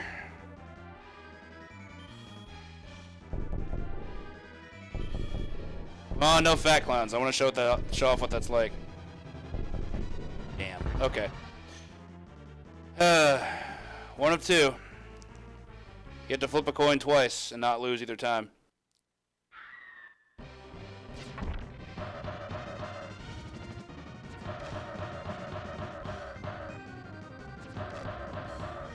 Oh, one too many hits. Not a big deal, though. Alright, give me 1 second. I'm going to take off this hoodie because it's getting really warm in here. Yeah, that's why you want to be at the right as well.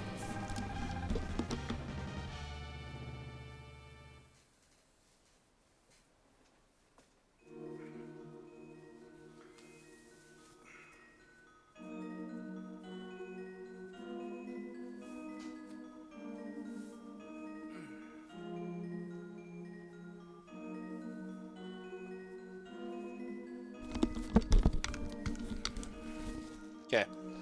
Appreciate the patience.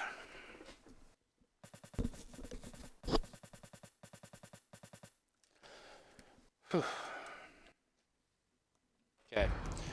See how this section treats us.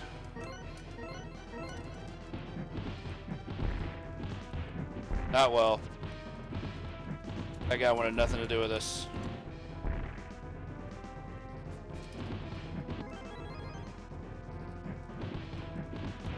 That sound just means you got an extra life. Nothing more.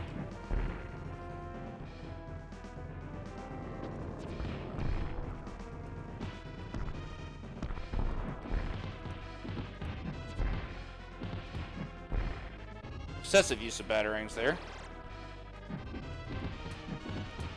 Okay, we'll use the one flow chart here.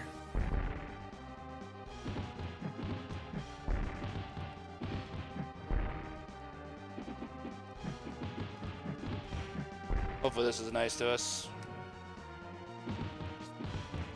Again, this section's not that random.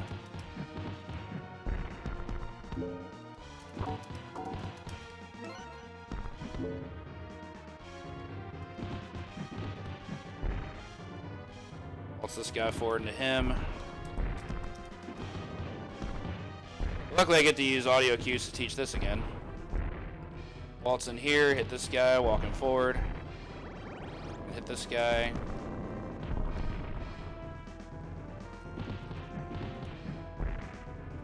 Not bad. Funny how if you grab him, he gets to keep his bowling pins, but if you hit him with a batarang, he doesn't. Find that odd. Okay, now we can move on and teach 2-2 here. Make sure it's working. Lost audio again. This thing is so finicky. God, I don't understand it. Okay, I guess I'll have to do it without audio cues after all that work too. Bummer. Okay, so this escalator has a few key things to know about it. You have 4 enemies on the way up, which I'll show now. You have a thin clown which slides down like this. You have a fat clown which jumps. Another thin clown that slides. Another fat clown that jumps. It's that sequence every time. That's not random. So what you want to do for a visual cue, you can wait until, essentially you just wait until right when you see the thin clown here. Just jump and throw a batarang immediately. The timing's kind of tricky. You gotta go like this. Just jump, hit. That'll kill him. He gets to move you forward. Hold forward the whole time. You get to hold forward and you get to move up. For the second one, you want him to hit you. It's a damage boost. It pushes you right up the stairs when he hits you and allows this guy to go through you unscathed. This guy, however, don't let him hit you because he knocks you backwards. In fact, I don't think you can... I don't know if I've tested this before, but I think if you turn left, you don't get a damage boost there either. That's just automatic. Nope. If you turn left, he knocks you down that way regardless. It's also next to impossible to jump and hit him. So what I recommend doing, just move out of the way. As soon as you see him take off, move a little bit to the left, then turn back right and go underneath him. That part's a little tough to land the first time too. I'm surprised I got it. So for this guy here, again, take the damage boost here. Let that guy slide through you. As soon as you see him take lift off, pull left, then move back as soon as he lands. What you really want to make sure of here, this part's important. Don't let a third fat clown spawn up here. Now this is tricky. Jump and hit it again. You want to wait right till you're right at the top of the stairs. If you jump too early, you won't be able to hit him twice in a single jump. It's really finicky. We'll do this here. Generally, I'll wait till about here when I'm completely off the escalator, and then do that back to back. Make sure you don't drop those. If you drop a single batarang, you will get hit and you lose time. Not recommended to let that happen. Take the hit, slide it down. Ah, missed one. Jumped a little too early. This is about how you want it to look. Didn't have to jump there. I don't know why I did. Bad habits, I guess. Yeah. I'm gonna keep doing this until I get one that I'm happy with.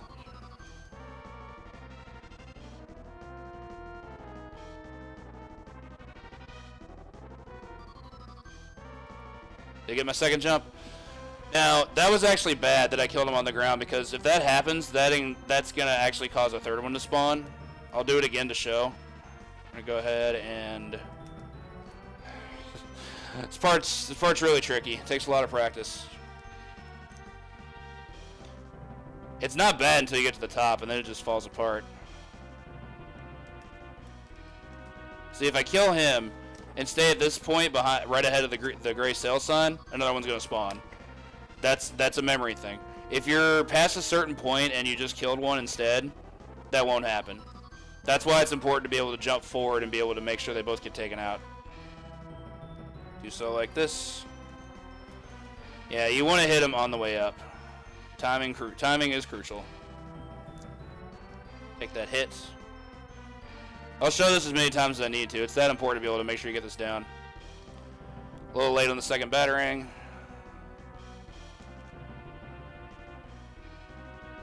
It is tough. I got the first one perfectly, and then I chickened out on the second one.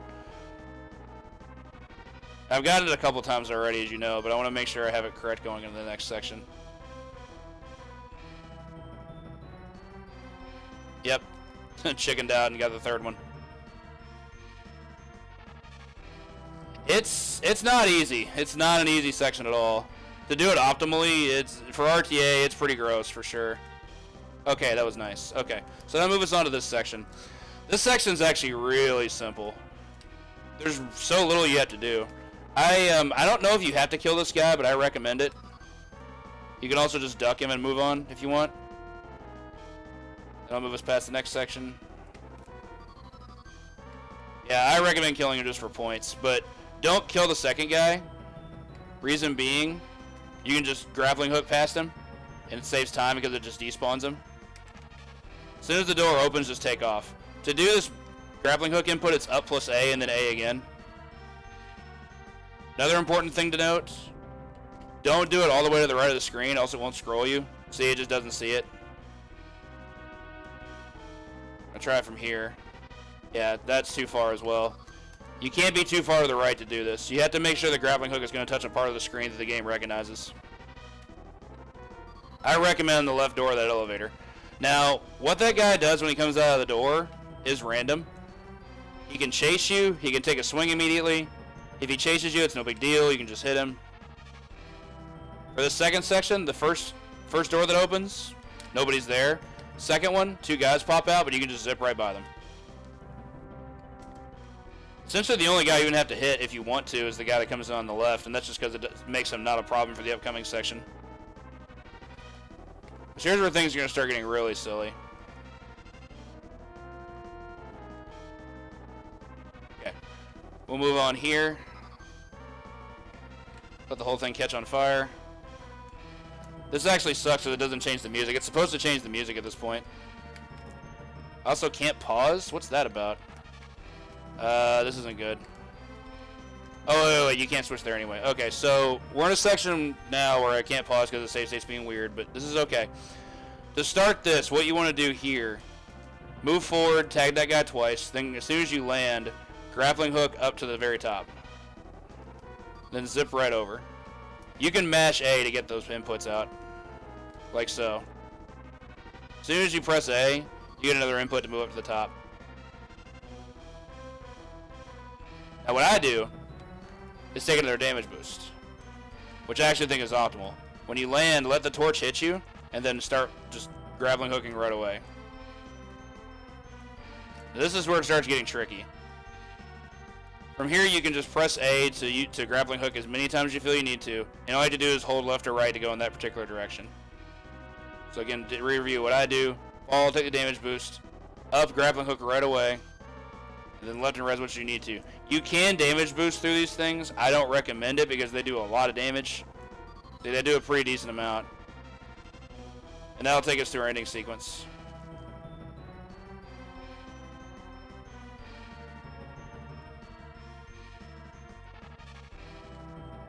Didn't mean to take that. It takes some practice and finesse to be able to make sure you can get this. Also, don't touch the fire. The fire does a lot of damage. Like, if you actually just lay on the fire... Actually, like, that doesn't do that much damage, but there's no benefit to it either. You can't really damage boost through fire. Taking that damage allows us to damage boost through those torches that could hit us, as well as the fat clown that tries to sabotage us. With proper timing, you can get a safe landing right in here. As soon as you land, then the floor gives way. It's basically just like a cutscene, treat it like a cutscene. Oh man, it kept the whole music going. Do I want to do this whole thing again? That's so disheartening. This save state's being weird. Okay, we'll do one more review.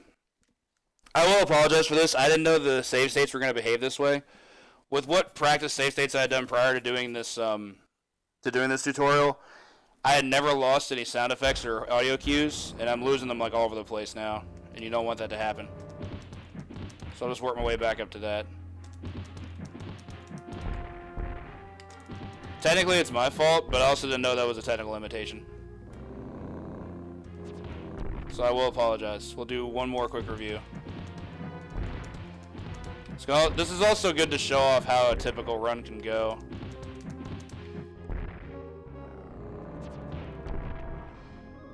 If you need cues about how the execution works, just watch my thumbs. You also notice I'm pressing R with my pointer finger.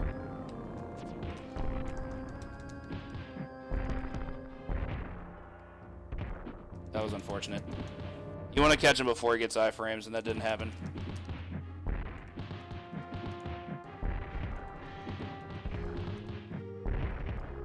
What's up, Combat King?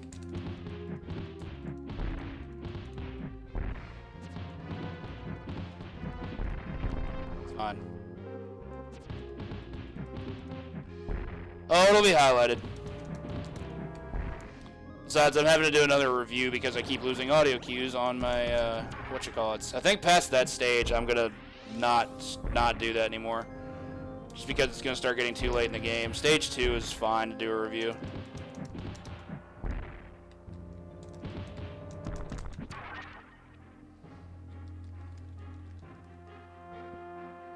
Zip.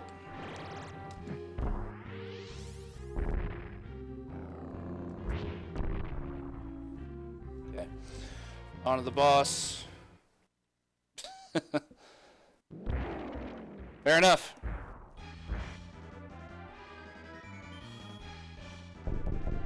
There's a chance that when I do the actual highlight of this for YouTube, I may cut out these reviews. Oh hey, we got no fat clowns that time. That's awesome. First time I've seen that all day.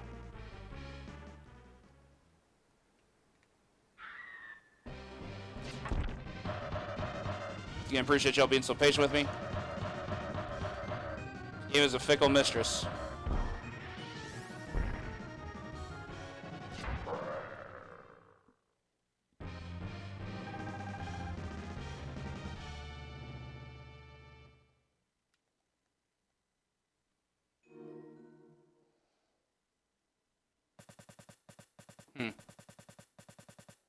That stage, yeah, that was very, very good.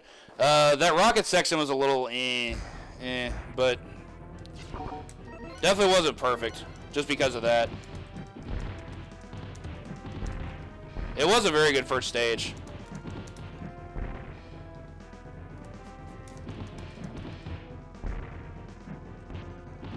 Put him down too soon. It's on me.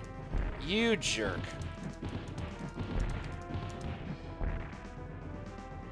Yeah, that was rude. What are you gonna do?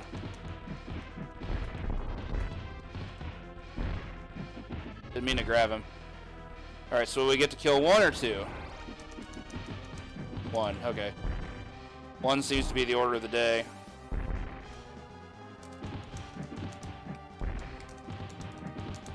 One more, please.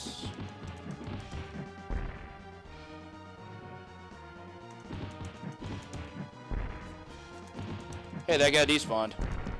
Uncommon.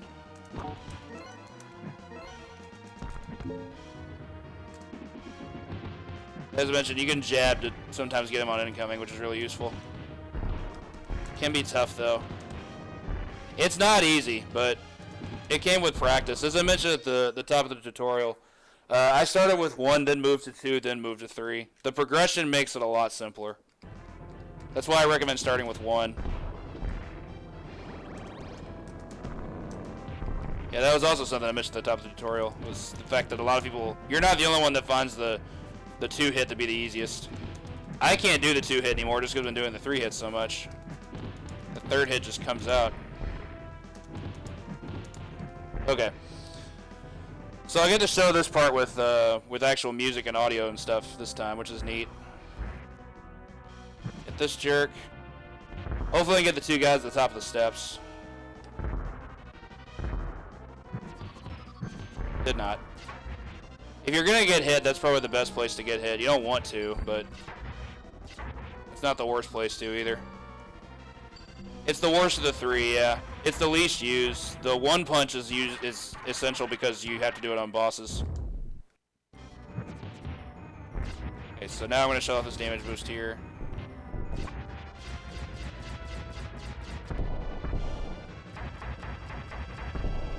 Hate the noise the grappling hook makes. It's annoying. Well, I don't hate it. I'm just not a fan. Down we go. Quick tip. Even though it looks like the safest spot, do not be at the far right when that floor collapses.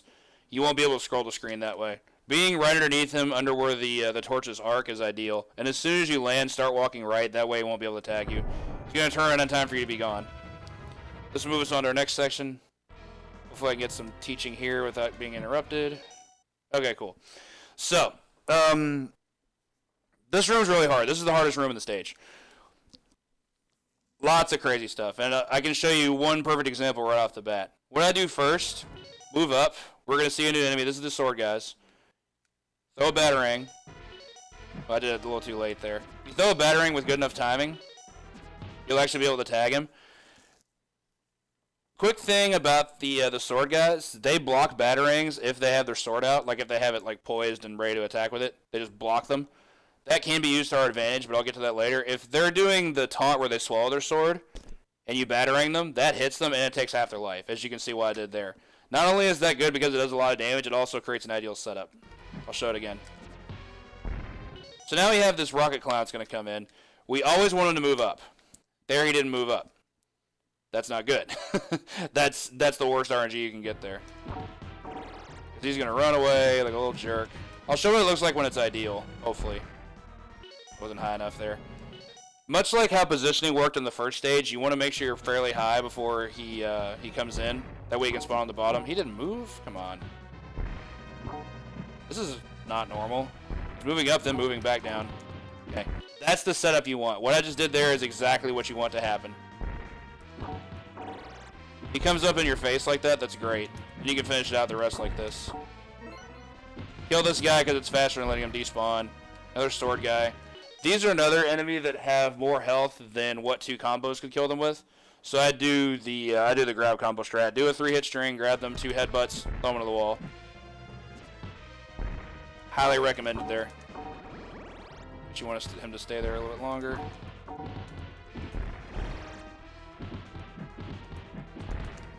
Didn't really want to kill that guy, but it was faster. I don't mind it either.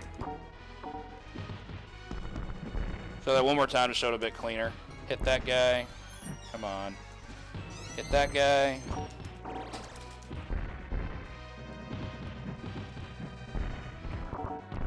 Nice. Half our job for us. Sometimes that works out. Show it one more time. Now again, that guy moving up is not 100%. I don't know a way to manipulate it. I know you can manipulate where he spawns. Like for example, if I go back to the bottom here, he spawns at the top, and that's not good. Because then things like that happen.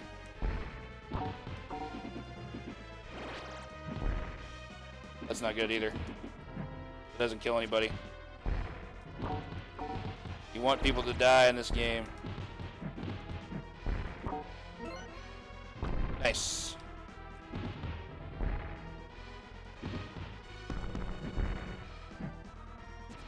Show it again.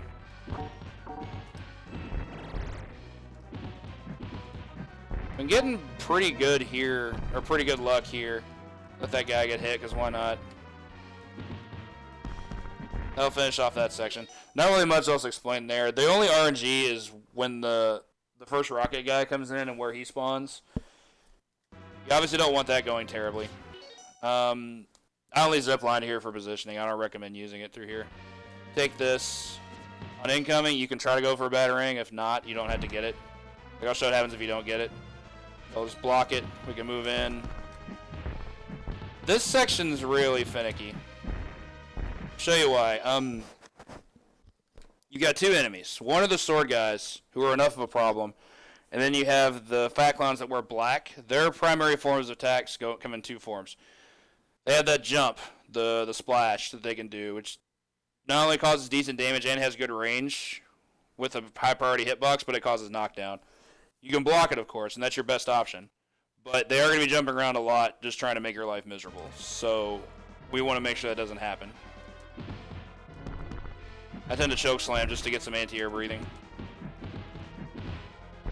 Now, for numbers, the key thing here, I'll be honest, I actually prefer not knocking that guy down. I'd rather just finish him off at once.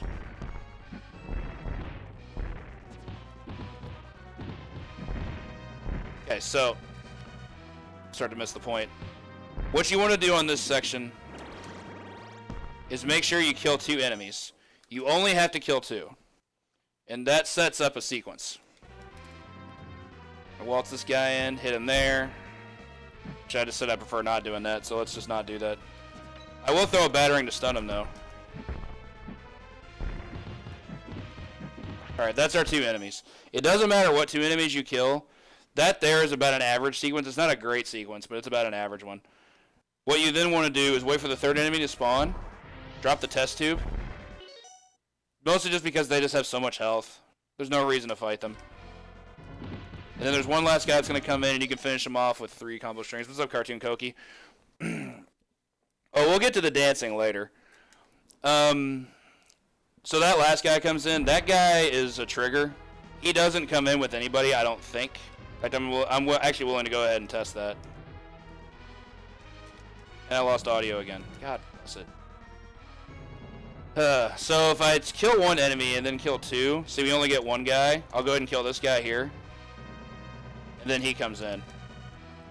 We lose time with that kind of sequence if we allow that to happen. So there's no reason to allow it.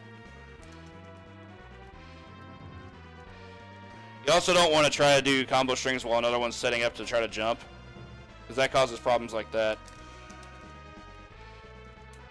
Nice. To expect anti-air. So we killed 2 guys. Doesn't matter how you kill them, just make sure 2 guys are dead. And then just kill off this guy. There's another option you can use to kill him. It's just a different, it's essentially the same concept, just a different finish. Hate it when that happens. The punch really doesn't have as good of anti-air priority as you'd like it to.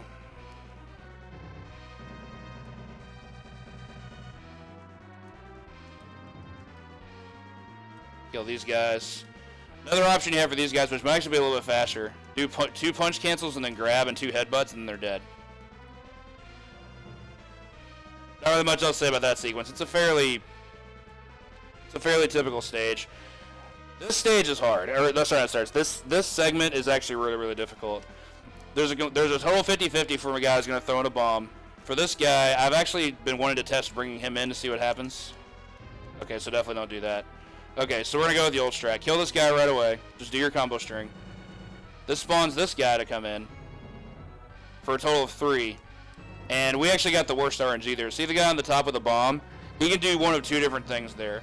He can either hold it like he did this time, or he can throw it immediately. Throwing it immediately is ideal. That actually wasn't too bad, but it's not one I'm happy with.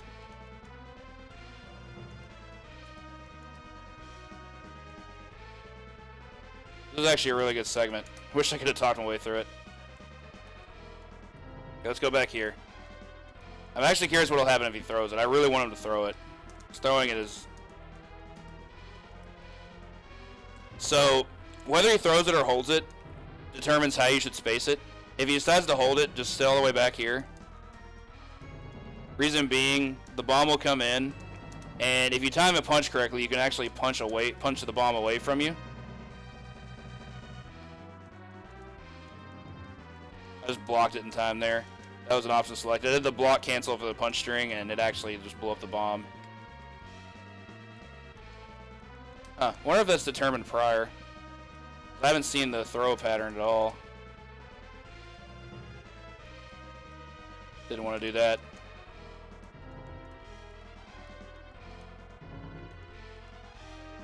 Gross. Not a good segment. Like I said, this segment's just kind of all over the place. Always kill this guy first. Yeah, I guess the RNG there is predetermined. That's one of the few cases that I've seen. If you're too close, you get hit. That's not good. In fact, I believe I haven't got hit there in my PB. Ideally, you want to make sure you can just hit it back.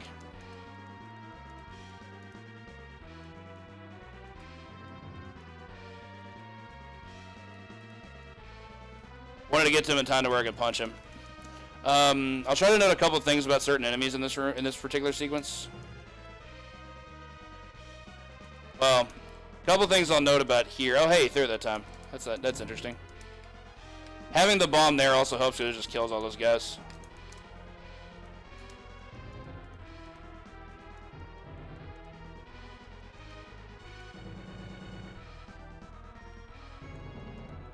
Section's nuts. One other thing I've done in the past is I do either the 1 or 2 punch string to do this here, to keep them stun locked long enough to get hit. That really only helps if he holds it, so if he holds it this time, I'm going to show it.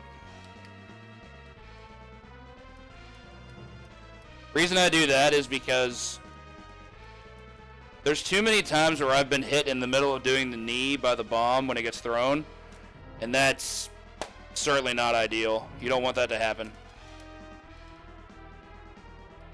I'll show it here. See, like sometimes if you don't time out your punches correctly.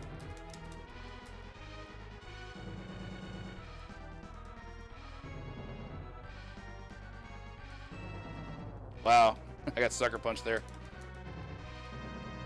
Absolutely, that's the only version I run on. In fact, I prefer it to the Super Famicom version. Super Famicom version has enemies with higher health in some instances.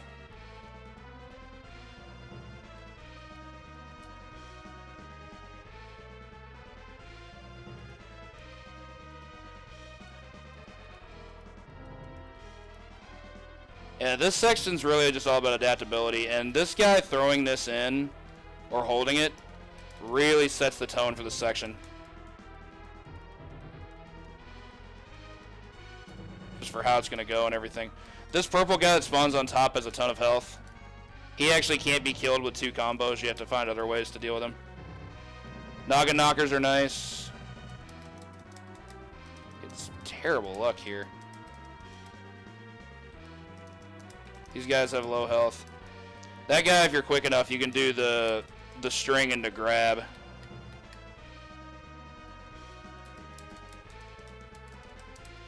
That I was doing a bit earlier. Like so. I'm gonna grab him, move him over. I don't think that's gonna kill him. That right there is actually a setup that I rarely get, and it's really, really hard to pull off. I think I've only gotten an actual run once. If the guy comes down, he's getting ready to hit you, and you do a little bit of damage before, you can just ignore him after you've hit him a couple times. Walk up, hit the first guy out of a string, grab him, move him over, and then once the bomb kills him, you get to then grab the other guy, push him into the bomb because it's still active, and then that kills him outright. Very, very hard to do. But it happens sometimes. It's mostly luck based because sometimes they may not do what you want there. Oh, these guys are just being a pain. Yeah, nothing that happens through here is ideal for the most part. Just kind of have to adapt. Alright, this is a decent section. We'll move on from here.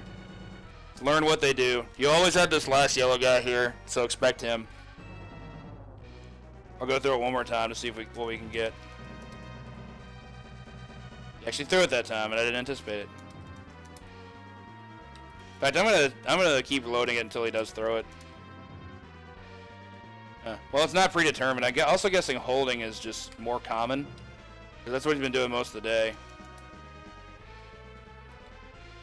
Does he throw it based on how high you are, I wonder? Nope. Alright, so I'll just go from here.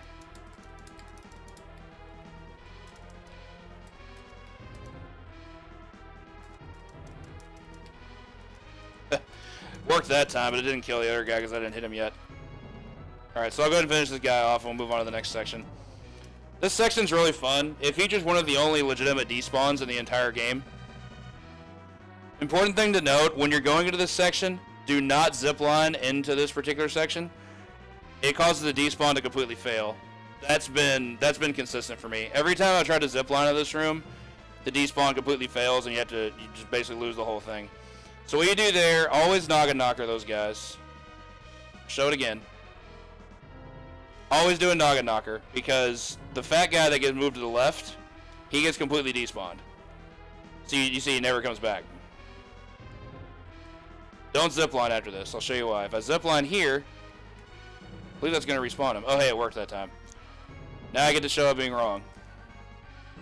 This may require a little bit more testing.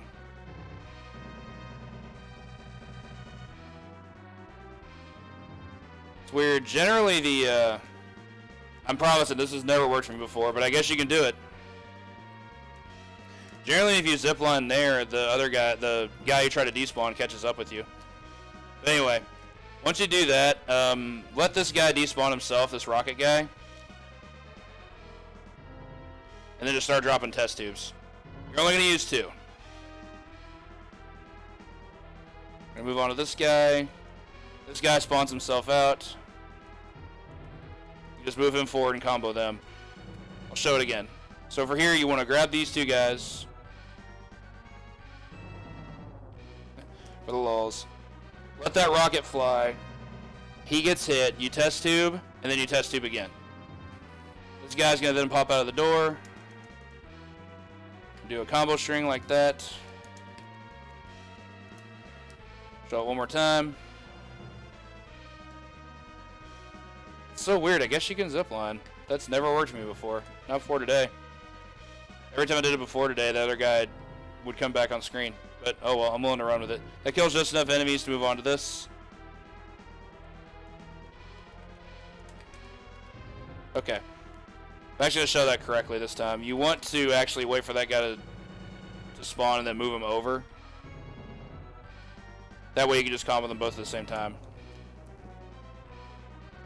This guy's going to be on the screen all by himself. So this guy comes out, drag him forward. Okay. Now, for this section, there's only two specific things you have to do before the boss. Move to the bottom, grab this guy, test tube. We use test tube there, not because they have high health, because they don't, but because they will completely separate every time you do that. And I've never found a way to get them to come together. See, they're on both sides of you.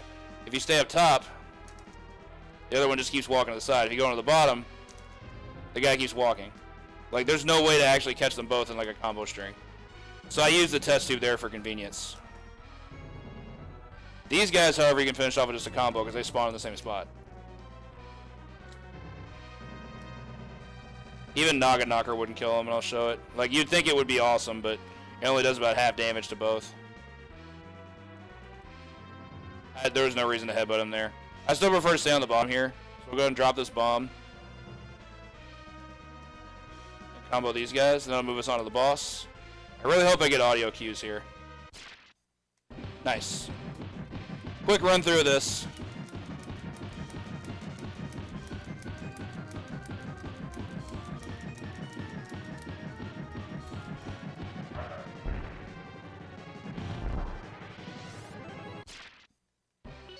So yeah, wanted to show that off once, and I'll be perfectly honest, this is the first time I ever pulled that off is when I decided I wanted to pick up speedrunning. That's how impactful doing that was for me.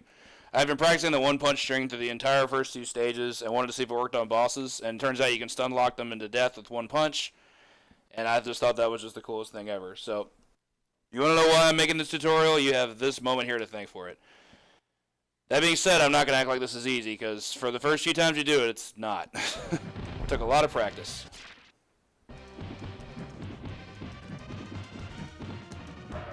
Now, I've been told there can be 3 punches that are done to...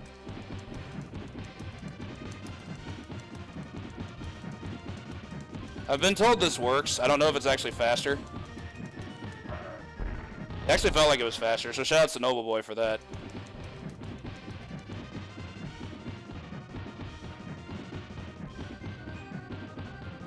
What's cool about this is you can actually mash it until you get the audio cue. So this is the way I've normally done it. It's all rhythm. I also believe that 3-punch cancel only works on this boss, not on any other bosses. So that to me is the easier way to do it. This one's a little trickier, because the rhythm is very, very syncopated. As you can hear, he's being hit a bunch of times during this. He's only being hit 3 times, but it feels like the number of sound cues that happen make it sound like he's being hit more than that.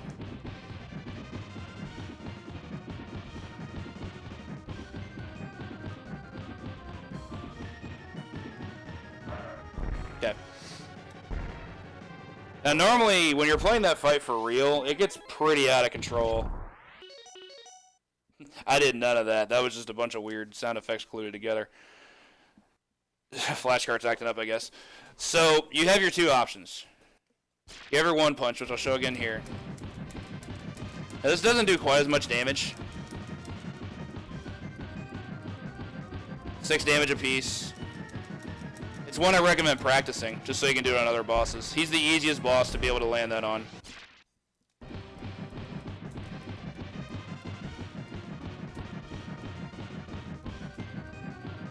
Sometimes you drop it, like it just happened there. He can't get iframes though, so there is that. You can just hit him out of that. Oop. Missed the cue there. Trying to do it with all that time.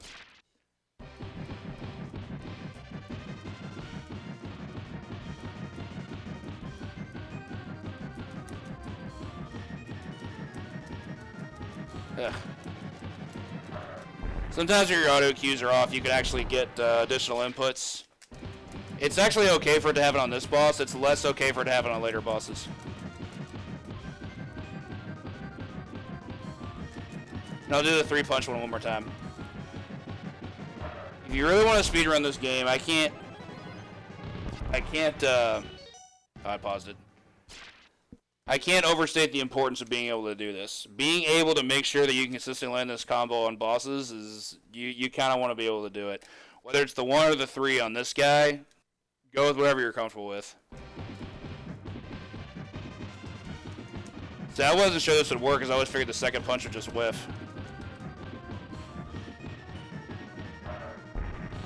Wonder how many cycles that is. 1, 2, 3, 4, 5, 6, 7, 8, 9, 10, 11. Not bad. Not bad. Okay, so that's the one I actually recommend. It's actually a bit easier than a standard 3-punch cancel because the hits are delayed. What happens is Batman's punches break apart between the frames where you're able to hit him. Like on normal enemies, like I'll show example. I'll let some guys despawn. Or I'll let some enemies spawn and show you what I mean.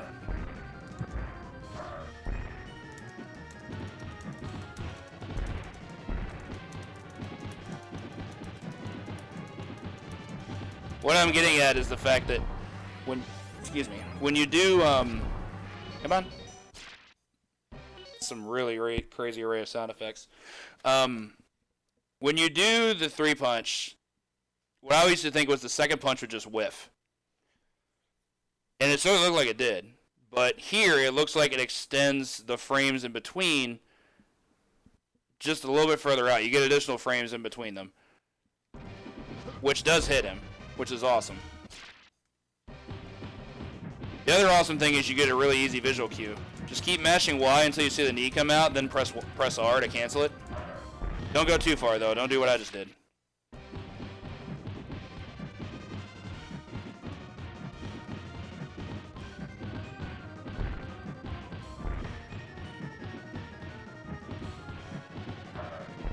You get the thin clowns in there, they actually get hit even harder. It's weird. Do the 1-punch one just for flavor. So you have your 2 options. Practice both. See whichever one you're more comfortable with. Looks like I'm fairly consistent at doing both, which is neat. Do it one more time with the 3-punch.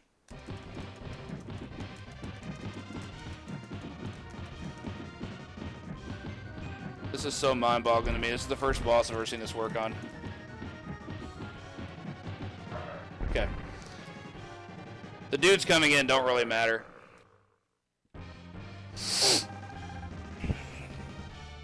Yeah, he's the first boss you get to do that on, and if you can work your way to be able to do save state practice, he's the one you want to practice it on to make sure you can get your timing down.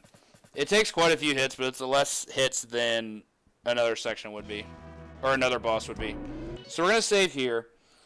Stage 3 is, the stage is honestly very, very simple. There's a lot of little manipulations you can do to make sure things go your way. The boss, however, is a completely different story. We'll get to that. So for this first section, you're on the scaffold.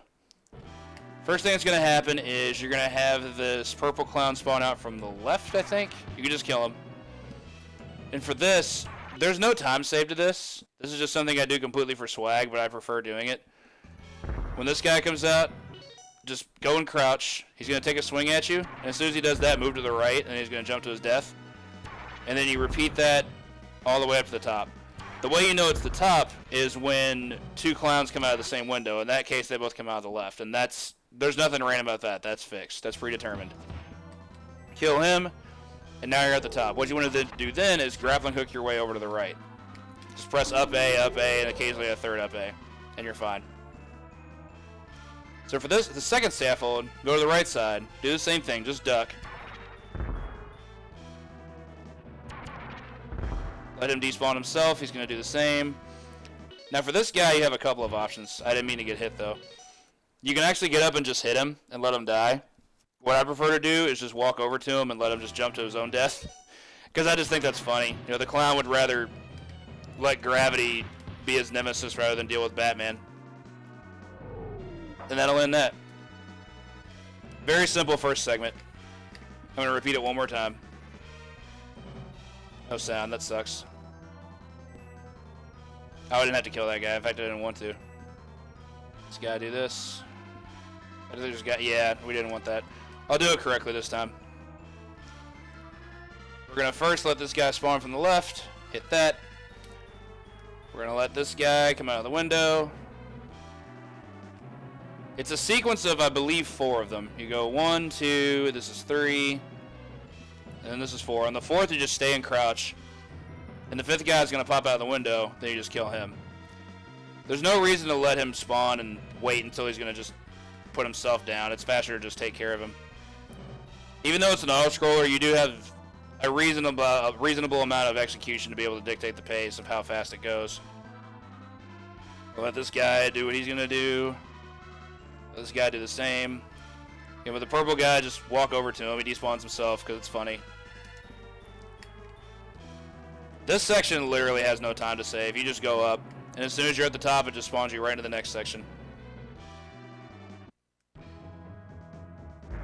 Okay, so very easy for 3-1. For 3-2, couple quirks about this stage that need to be better understood.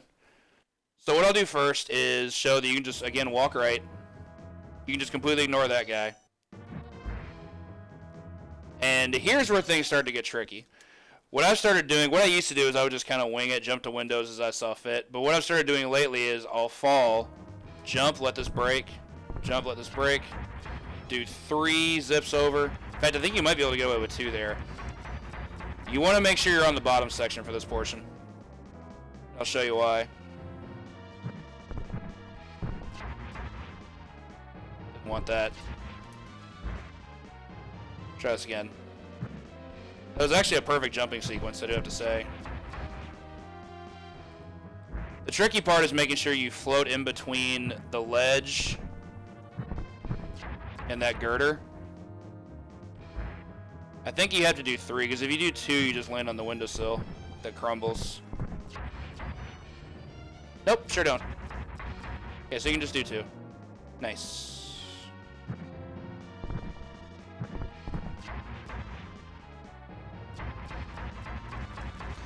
You can kind of just do what you need to do here. Just make sure you don't fall, because falling does result in a death. And I'll show. Just kills you right there. Plus it spawns you up here, and you definitely don't want that.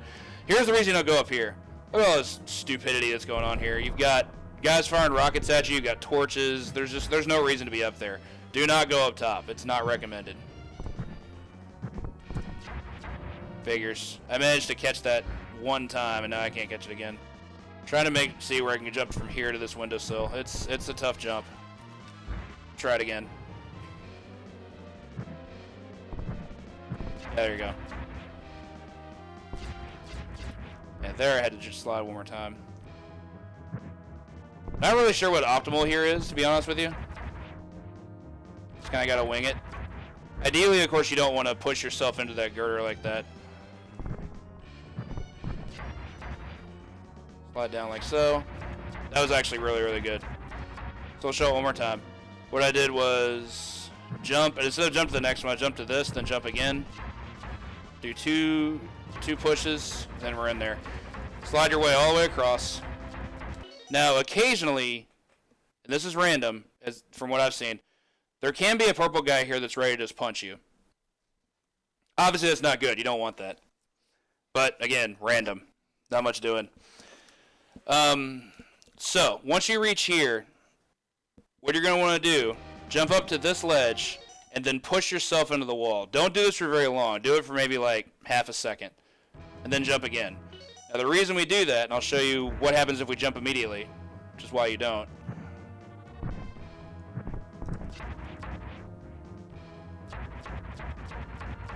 So this is what happens if you jump immediately and why you don't want to do that. There's that guy again. I guess that guy gave us some leeway. Gotta love randomness. Oh, this is fine. I'm only doing this to show something here.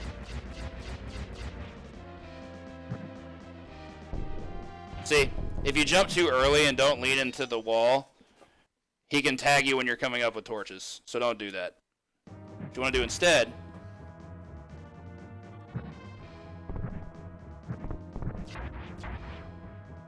down. avoid bad RNG, I push myself right into the wall and then jump up. This part's also tricky. I may have to show this one a few times. Yep, we still got hit. I know that didn't necessarily look tough, but trust me, it is.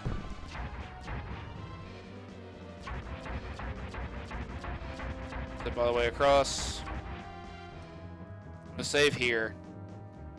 So now here's where things get weird. The enemies you can have that spawn here are actually random. You'll almost always get a green clown that fires rockets here as your first enemy. That's not I don't think that's 100%, but it's definitely ideal. Sometimes you get another purple clown like this one we're about to see here. Ideally what you want to do there is jump past the rocket and then jump through the punch. So jump over him, he's going to punch you. That wasn't good. We don't want that other guy to spawn. That's really, really tricky. Be able to make sure you don't get hit by either of those. Okay, perfect. You have to do a little bit of a wiggle there.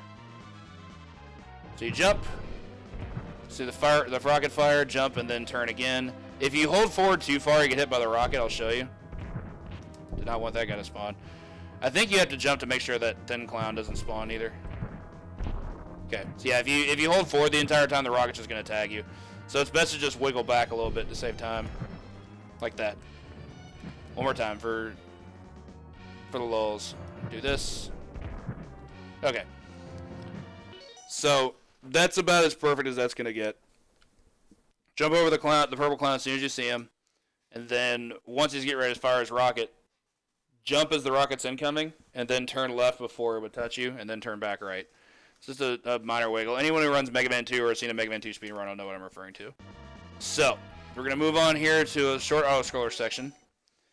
What I recommend is, see this fourth, I don't know what you call it, a bolt, I guess? There's 5 across the bottom. Stand right directly over the 4th one, and then just go right into crouch. I'll save it to show what's going to happen. These bombs that drop are random, but I've never seen one drop on the section that I'm sitting in now. You don't have to kill these guys. I recommend doing it. What's up, E-Pool? I recommend doing it just to make sure you can despawn them a lot quicker. Just take them out as best you can.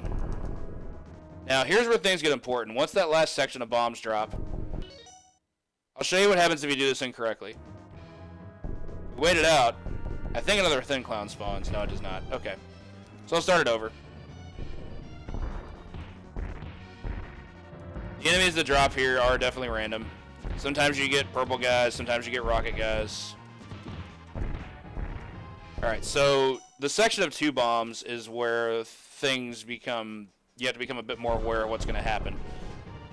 There are always 2 enemies that drop. Most commonly, it's 2 rocket guys like you see here. That is the most common pattern you're going to see. And it's optimal. So that's really, really good.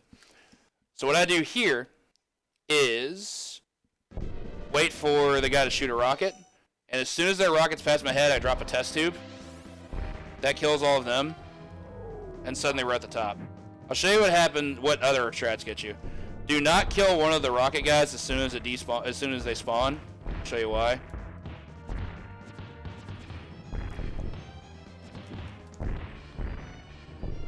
Take these 2 guys out.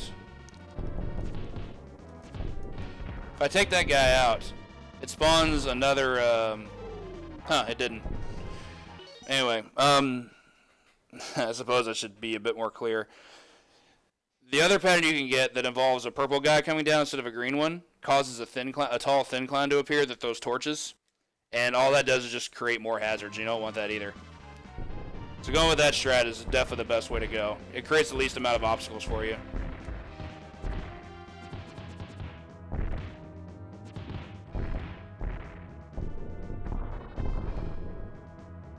Alright, so again, wait for the rockets past your head, drop the test tube. Now, in the middle of that test tube sequence is when the other tall clown would spawn, if we were going to allow him to spawn, but he doesn't spawn. Hence, which is the reason why we do that is so he won't spawn. So that takes us to the top. Then you're just going to zip your way all the way across with a bunch of A inputs. You can collect the health if you want. There's no reason to, but you can. Just zip your way all the way across, and that'll take us to our boss, which is going to be Catwoman. So, I'm gonna go ahead and pause it. This fight's hard. This fight's really, really hard. Ideally, you can get her with a touch of death. You are able to actually kill her with a one-punch cancel. It's just really, really hard to do because the window on being able to do it is so incredibly tight that if you're out of count on your frame window to do it, she can gain iframes and she can get right out of whatever it is you're doing. And you don't want that. So, what I'm going to do is I'm going to make attempts to try to see if I can do her in a full one cycle. It's going to be tough because I haven't been able to do this one consistently in a while, but we're going to go for it. I'm also going to see if the 3-punch cancel works. Let me try that first. Yeah, she's already acting up. I didn't think so. She's able to get away from that so much easier, so I'm not going to anticipate being able to do that. Yeah, see, she's able to get out of that. The reason the knee is so bad for something like that is because canceling out of the knee into another punch gives her more frames, and that just gives her more time to escape. So we'll just do the one punch. I'm going to do my damnedest to get this consistently, even if that means having to take off my headset.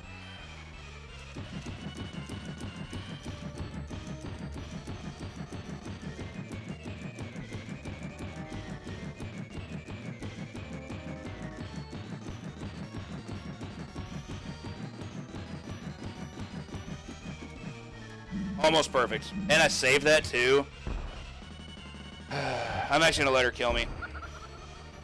That's really upsetting. I accidentally did a save state input for that. I'm going to let her kill all my lives.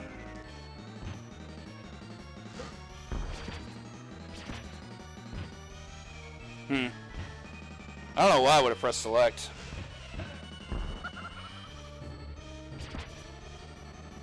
If I continue, it'll just start me at this fight. That's pretty rough. Like, I'm kind of in shock that, dropping the combo is one thing. What I'm in shock about is the fact that I goofed up doing a save state input and that just completely ruined everything. Like, I don't get that at all.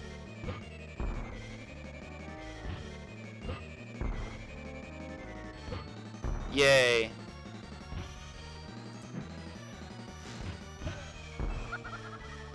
Alright. Of course, we're going to try it again. You also do have a backup strat you can do, which I'll show right now. I'll save it here. If she gets out and starts cartwheeling and stuff, you can just drop a test tube, and that can allow you to do setups again. Like so. But I'm still going to let her kill me.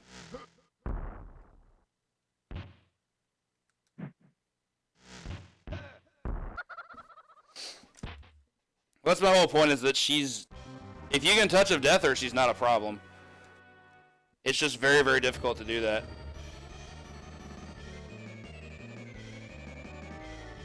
We're gonna try it again.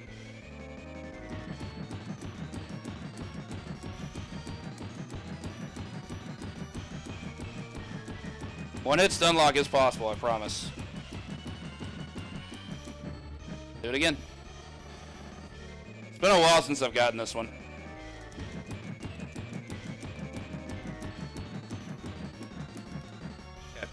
I'm just going to take my headset off. Give me 1 second. I'm getting pretty fed up with this. The problem is that the capture card I have has some delayed audio cues. Like, it has like a 0.x second delay. So I'm going to do this directly from the TV. 1 second.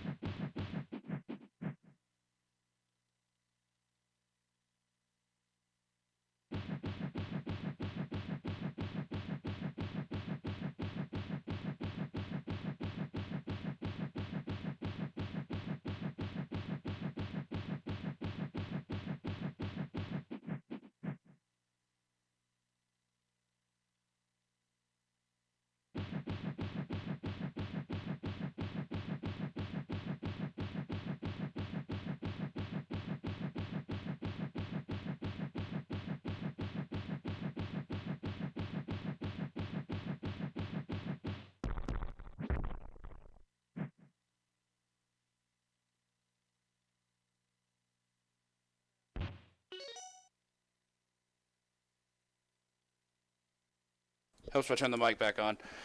Another option you have, as you saw there, is you can actually grab her and then finish her off that way. That's actually slower, so I don't recommend it. But it does have its upsides. It's like 3 or 4 additional times you don't have to do the cancel. So we'll show it again, since I'm so determined.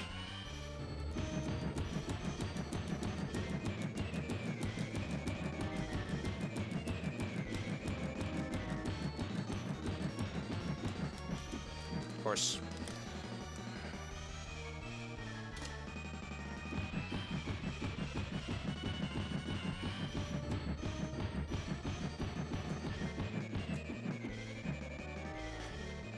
It's hard. It's really, really hard. Unfortunately, I wish there was a backup strat that I could go over. There's really not. If you want to kill her optimally, and of course I goofed again. We'll just finish her here. I was at least able to show off that I was able to do it once.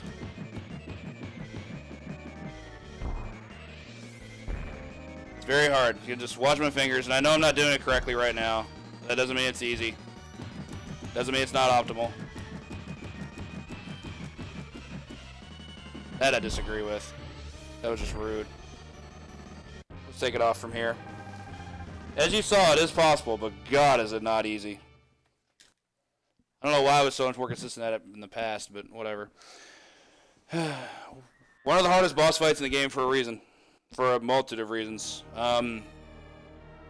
There's 5 bosses you can actually do that combo on to finish them. And 2 of them can actually get out of it through the use of iframes, and she's one of them. The other one's the last boss.